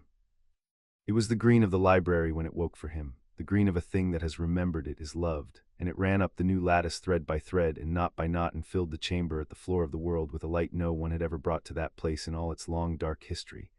And at the threshold above, the gray spent length of Nea, gathered to spend the last coin of herself, felt the warmth reach her instead. Felt Harry's fullness pour up the stair and find her where she lay cracked and dimming, and she did not have to be spent after all. Harry felt her not die. He felt it through the craft, through the floor, the moment her gathering to spend turned into something else. The warmth he had poured into the dark finding its way back up to the one who had fed him eggs and let him sleep. And he held it there, held the door and held Nea and held the new warm binding all at once. And then there was nothing left in him to hold anything with, and the half-heartbeat that had lasted a year ended, and Harry Potter, 7 years old, who had just done the thing no one in 1,000 years could do, folded quietly over the floor of the world and stopped knowing things for a while. He woke in green light with his head on something cool and bronze. Nea. Her coils were drawn around him the way they had been the first night near, not touching where he was bruised, and her scales had gone from gray back toward the old poured coin bronze, dull still, cracked still at the bends, but warm, alive, hers. Her lamp eyes were lit low and steady and fixed on him, and when he stirred they brightened, and the brightening was the most welcome thing he had ever seen. You came back, she said, and her voice had warmth in it again, worn but real. I told you, furnace, that is how the word is answered, not by saying it, by coming back. You poured a whole house down a dark hole to fill a thing that has never deserved a single kindness in all the ages of the world, and somewhere in the pouring there was enough left over to find an old serpent dying at a threshold and tell her she did not have to be spent. I felt what you told me. I will not repeat it to him, but I will keep it. The hollow, Harry said. His voice came out as a croak. The chamber was warm and whole and quiet around him, the new lattice burning soft and green, the absence at its center smaller than it had been, smaller, he thought, than it had been in 1,000 years, still there, still vast, but closing, slow as a glacier, from the inside. Did it, is it? It is resting, said the portrait, and Harry turned his head, and the small, traveling green light had grown back into the frame somehow, the founder restored to his canvas, and Salazar Slytherin was looking down at him with an expression no painting had worn in 1,000 years and no living face had worn at him ever. It will not wake in your lifetime, nor your children's, nor for a very long reach of years, because you did not seal it, Harry. You filled it. A seal decays because a held breath must one day be let go. A filling does not decay because belonging, unlike force, does not tire. You have made a binding that tends itself, anchored in a thing that wanted nothing more in all the world than to stop wanting, and given the only thing that could ever have let it. I could not have done it. Hear me say that, because I will say it once. In 1,000 years and 40, I never once let myself learn the thing you knew at 7, and the reason I never learned it is the reason I died alone under a hill, which is that I built everything I ever built, the school and the binding and the wards and even Nea, out of the conviction that the world is a knife and the only wisdom is to hold it carefully and keep the soft things out. And you walked into my house carrying the worst proof I was right that the world has ever produced, the splinter of my own ruined line, and you used it to prove me wrong. You did not keep the soft things out, you let them in. You let everything in, and it was not weakness. It was the only strength that has ever once defeated the oldest hunger there is. The portrait was quiet for a moment, and the warm green light held it, and when Salazar Slytherin spoke again, the dryness had gone out of him entirely, and what was left was 1,000 years of a thing he had never once permitted himself to set down in the ledger. Godric told me there was nothing there, he said, and I have spent 1,000 years being right that there was, and bitter in the rightness, and the bitterness was its own small hollow, a hole I dug in myself out of being disbelieved, and nursed the way the first coward nursed his. I was so busy being right about the danger that I never asked the question you asked in a half-heartbeat at the seam. I asked how to keep the thing out, you asked what the thing was, and the thing was only what I was, Harry, empty. Frightened, certain the world was a knife. The difference between us is that someone filled your room, a cabbage-smelling squib and a dry old painting and a serpent who feeds you eggs, and no one ever once filled mine, and so I built a binding out of a held breath of fear, and you built one out of a home you made from almost nothing, and yours will outlast mine by 10,000 years. The painted eyes were bright. I am not sorry I kept the door. I am sorry it took your kind of student to teach an old monster that a door is not only for keeping things out. You're not a monster, Harry said from the floor, tired, certain. You're a man nobody filled. I'm going to keep coming back every week. You don't get to be empty anymore. Those are my terms for you, and they aren't negotiable either. And Salazar Slytherin, who had refused the last door and kept the largest one and lain 1,000 years under a hill being called the Dark in the Dark, looked down at the child who had reclaimed him along with his craft and said nothing at all, because there are things a portrait cannot say without the canvas running, and chose instead, with enormous dignity, to pretend he had something in his painted eye. Harry lay with his head on Nea's cool bronze and turned that over, hand under hand, all the way to the floor of it, and at the floor of it he found a thing he had to ask. The splinter, he said. It's gone, isn't it? I can't feel it. There's no cold. There's just... He pressed his palm to the scar above his eye, and under it there was no ember, no banked cold, no listening guest. There was a quiet and an ache and a torn place that was healing, the way a socket aches after a tooth. There's just a hole where it was, a small one, my own. It became the last knot, said Slytherin gently. You did not evict it. You did not destroy it. You filled it so full of belonging that it could no longer be a key, and then it went down and held the door it was made to open, and it is holding it still, full at last, resting at last, the worst fragment of my worst air made into the gentlest knot in the gentlest binding ever woven, and that, Harry Potter, is the most merciful and most terrifying thing I have ever witnessed, and I have witnessed a great deal. You carried the worst of me your whole life, and you did not become it, and you did not cast it out. You gave it a home, it cost you. That ache will not wholly leave. You spent a piece of your own fullness into the dark forever, and you will feel the place it left on cold mornings for the rest of your life, the way you feel a tooth that is gone. That is the price, and it is real, and I will not pretend it away. But you are the householder, and your house is your own, all of it, for the first time since a curse broke on your mother's love. There is no one behind your eyes now but you. Harry was quiet for a long time, and Nea was quiet with him, and the new green light burned soft and warm at the floor of the world, and somewhere far above a wizard who had been told to sit down and be small was waiting, and a squib was waiting with a kettle, and the foxes and the cats and the children of Little Winging were going about their small warm lives entirely unaware that a 7-year-old had spent the autumn keeping them, and would never know, and that was the whole of the point. Good, said Harry at last, and he found he meant it, all of it, the ache and the price and the quiet where the cold had been. Then I want to go home, both homes. I want to see Mrs. Figg, and I want you to come up where it's warm, Nea, and stop being spent, like I said. And then I want to deal with the wizard on the stairs, because he's still up there, isn't he? And he's been thinking the whole time, and a thinking Dumbledore is a dangerous thing, you told me yourself. I told you a great many things, said Salazar Slytherin, and the dryness was back in his voice, and Harry had never been so glad to hear it. Most of them turned out to be only half true, which is the best a frightened dead man could manage. Go and deal with your wizard, Harry. You have just outthought the oldest enemy in the world. I expect you will find one elderly headmaster a more manageable problem. Albus Dumbledore was sitting where Harry had left him, on the cold stone at the foot of the found stair, and he had not moved, and he had not cast, and when the child came up out of the deeper dark with a dull bronze serpent flowing slow and weary beside him, the most powerful wizard alive rose to his feet with the care of a man who has learned, very recently, exactly how small he is, and he did not reach for his wand, which lay where it had fallen, and he did not reach for his grandfather's voice, which had served him for 70 years, and he looked at Harry for a long moment with the whole of his terrible attention turned, for once entirely off its calculations.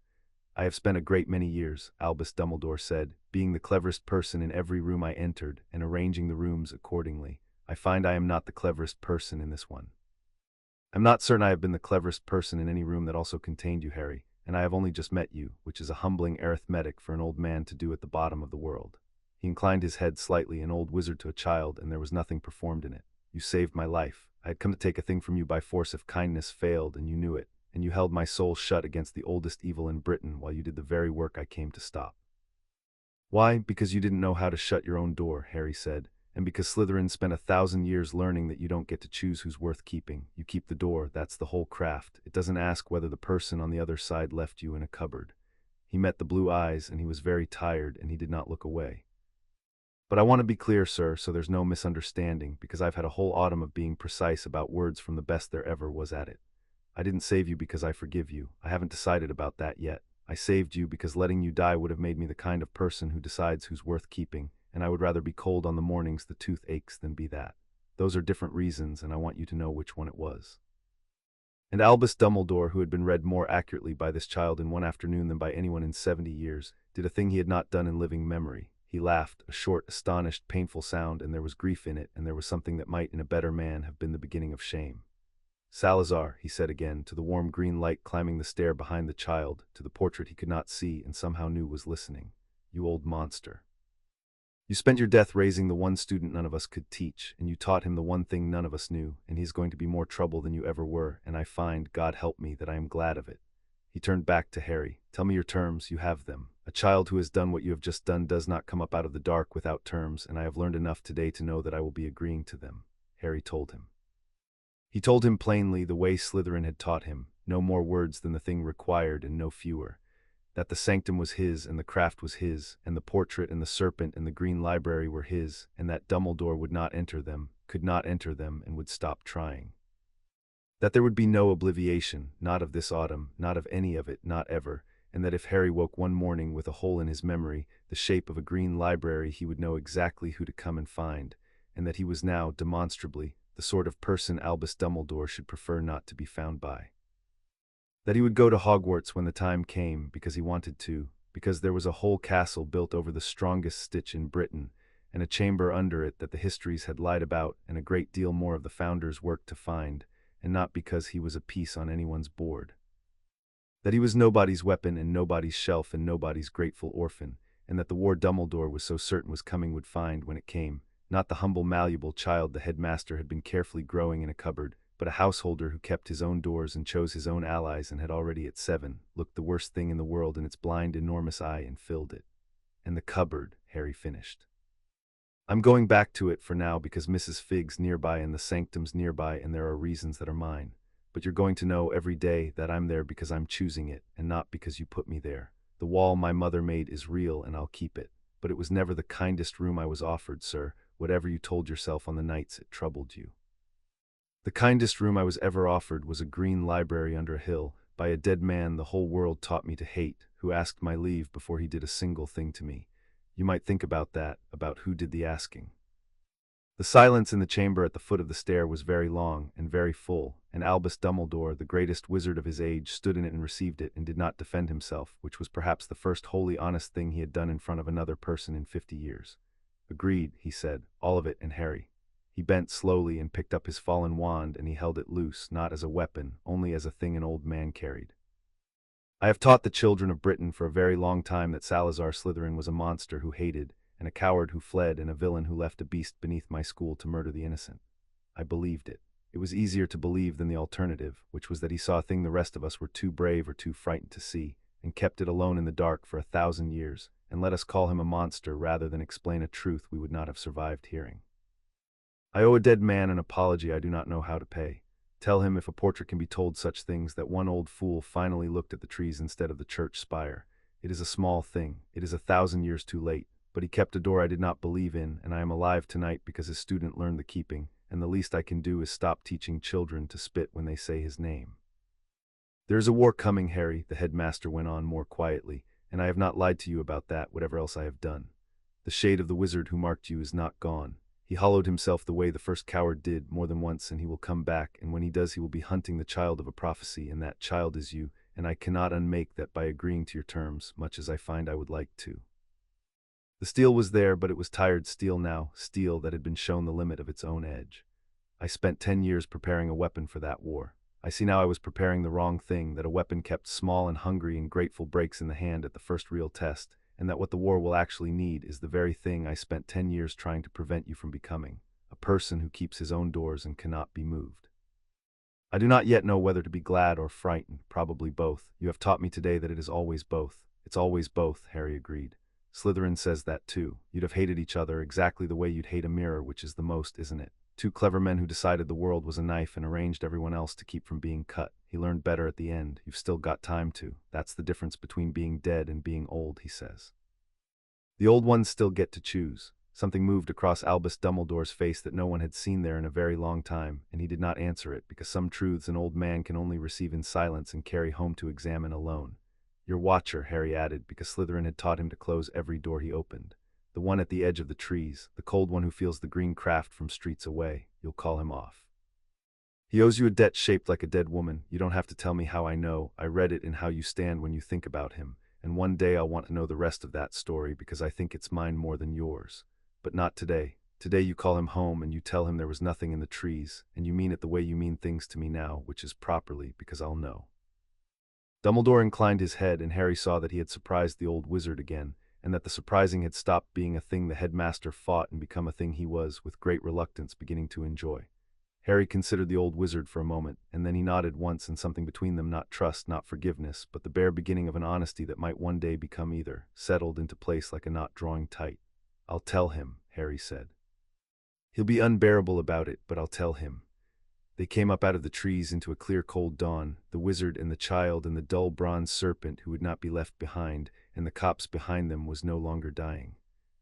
The gray ring had stopped spreading in the night, and at its edge, where the ash met the living grass, the smallest fringe of green had begun to come back, the way grass comes back at the edge of an old fire, tentative, certain, and a blackbird Harry did not recognize was singing in the leafless trees as though it had not got the news that the trees were supposed to be dead, and the trees, hearing it, seemed inclined to reconsider. Arabella Figg was at the fence. She had been at the fence, Harry understood, all night, in her tartan dressing gown with a torch gone dead in her hand and a thermos gone cold beside her, because she had said she would come down after him if he did not come up, and a squib cannot go down into a founder's sanctum, and so she had done the only thing a squib could do, which was to stand at the fence all night where the door was and refuse to leave it, and the doing of that impossible, useless, faithful thing had been, Harry thought. Looking at her gray, exhausted face going slack with relief, every bit as much the craft as anything he had done at the floor of the world, she had kept a door too. She had kept the door that was a promise to a child. There you are, she said, and her voice cracked clean across the middle of it, and she did not say anything else because there was nothing else, and she opened the gate, and Harry walked through it, and Arabella Figg put her arms around the marked little thing she had lied to the most powerful wizard alive to protect, and held on, and Harry, who had spent 7 years and one long autumn learning every kind of keeping there was, let himself for once be the thing that was kept. He had not been held since before he could remember being held. He had taught himself not to want it, because wanting it was a door the Dursleys could shut, and he had built his whole self in the gap where the holding should have been. Now a tired squib in a dressing gown was holding on to him in the cold dawn and not letting go, and Harry found that the wanting had been there the whole time, banked like the cold once banked behind his scar, except that this was the warm kind, the kind that fills instead of empties, and he let it fill him, and he did not examine it, and he did not manage it, and he did not put it away on a high shelf for later. He let it be true. It was the last lesson of the whole autumn, and the only one he had taught himself, that a door kept long enough deserves once to be opened from the inside, for someone who knocked and waited and did not force it. Over her shoulder he watched Albus Dumbledore stand at the edge of the reviving copse, an old man in good robes with a wand held loose, looking at a line of trees he could finally see, and then the headmaster raised one hand, not a wave, something closer to a salute, and turned and walked away down the ordinary morning street of Little Winging, smaller than he had come, and did not look back, and was gone. He agreed to everything, Harry told Mrs. Figg into her cardigan, which smelled of cabbage and cat and was the best smell in the world. I think I won. I'm not completely sure what I won, but I think I won. Course you did, love, said Arabella Figg, who did not understand the half of it and believed the whole. Now, there's a kettle on, and I've got bacon, real bacon, none of your aunt's scrapings, and there's a great daft dying snake the size of a drain pipe trying to get through my gate, and I suppose you'll tell me she's coming in for breakfast as well. Tell the cabbage woman, said Nea in the dry, warm voice that had come most of the way back, flowing tired and bronzed through the open gate toward the promise of somewhere warm, that I do not eat bacon, that I will be no trouble at all provided her cats understand the new arrangement, and that I have waited 1,000 years to be grumpy in a warm kitchen and do not intend to be cheated of it by a closed door. She says yes, Harry translated, and she's looking forward to meeting the cats. The kitchen was small and yellow with old light and smelled of bacon and cabbage and cat, and it was the warmest room Harry had ever sat in, warmer than the Green Library, because the Green Library was a wonder and this was a kitchen, and a kitchen is a thing you can have on a Tuesday. Nea poured herself into a long coil along the warm front of the stove and shut her lamp eyes to slits and looked, for the first time in 1,000 years, like an animal taking its ease rather than a guardian taking a post. The cats arranged themselves in a wary parliament on the dresser, and regarded the drain-pipe-sized newcomer with the deep professional suspicion of small creatures who have decided, collectively, to be appalled later and warm now. Mrs. Fig fried bacon and did not ask Harry a single one of the 1,000 questions standing in her eyes, because she had worked out, in 15 years of watching a boy go quiet and watchful in a dreadful house, that the kindest thing you can hand a child who has carried too much is a plate and a chair in the absence of being interrogated, and she handed him all three, and Harry ate, and the ache where the splinter had been sat quiet under the warmth. And for a while no one said anything that needed saying, which is the truest sign of a home there is. "You'll come Saturdays," Mrs. Fig said at last, not a question. "Your aunt sends you, I keep the kettle, you go down to your library and do your terrible, dangerous business, and you come up by tea, and if you don't, I stand at the fence and frighten the neighbors. That's the arrangement. I'm too old to change it now, and I find I don't want to." She set down a second rasher he had not asked for. "And don't think I've stopped being cross with that Dumbledore. I'll be cross with him till I die. But you came back up out of the ground, love, and the snake came with you, and the trees have stopped dying, and I've a marked little wizard eating my bacon at my own table, and I'll tell you something for nothing, after 15 years on the outside of every door in the magical world. This is the closest I've ever been to the inside of one, and I got here by a cup of tea and a lie, and I wouldn't trade it for a wand." Nea opened one lamp eye a slit, regarded the parliament of cats on the dresser, and shut it again. "Tell the cabbage woman she has the right of it," she said, drowsy with the stove's warmth. "I kept the greatest door in the world for 1,000 years and was thanked by no one, and a single morning of bacon and bad-tempered cats is worth more than the whole of that keeping, which is a thing he could never understand while he lived and is only now, behind his canvas, beginning to wake me when there is more bacon. Do not wake me for the cats. The cats and I have reached an understanding, and the understanding is that we shall pretend, for the sake of the kitchen, that none of us is frightened of any of the others." Harry did not translate that one. He let it be his, the way the morning was his, and the kitchen, and the ache, and the warm, full quiet of having at last somewhere to come back to. It would be years before Harry Potter took the train north to the castle over the strongest stitch in Britain, years in which a dull bronze serpent grew slowly bright again on a sunny windowsill that smelled of cabbage, in which a portrait under a hill was visited every single week without fail and grew, against its own 1,000-year better judgment, fond, in which a squib and an orphan built between them, out of lies told to great men and bacon fried at dawn. The somewhere that was his he had once poured into the dark to save the world. There would be a war when the train finally went north. There would be a chamber the histories had lied about, and a great deal of the founder's true work still waiting in the green dark, and a hungry shade of the worst heir of Slytherin's line gathering itself in a far country, who did not yet know that the child he had marked had grown up keeping doors.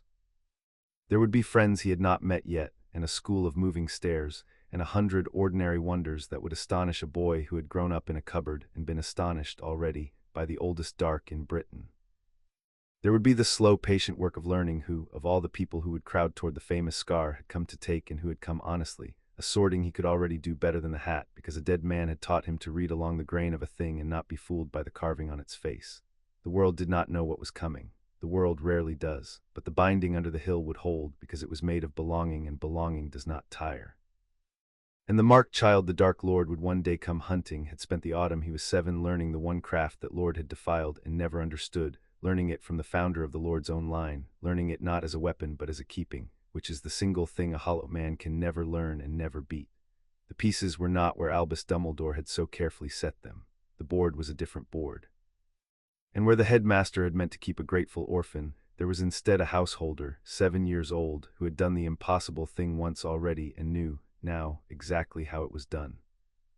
But that was years away, and this was a cold, bright dawn with bacon frying, and Harry Potter sat at a cabbage-smelling table with a squib and a serpent and a cup of tea he would actually drink this time.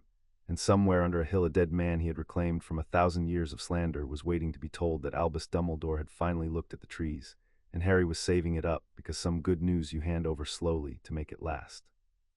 "He's going to be unbearable," Harry said again, to no one, to the serpent, to the green morning, and grinned into his tea, and meant every warm, full word of it. Chapter 7 End.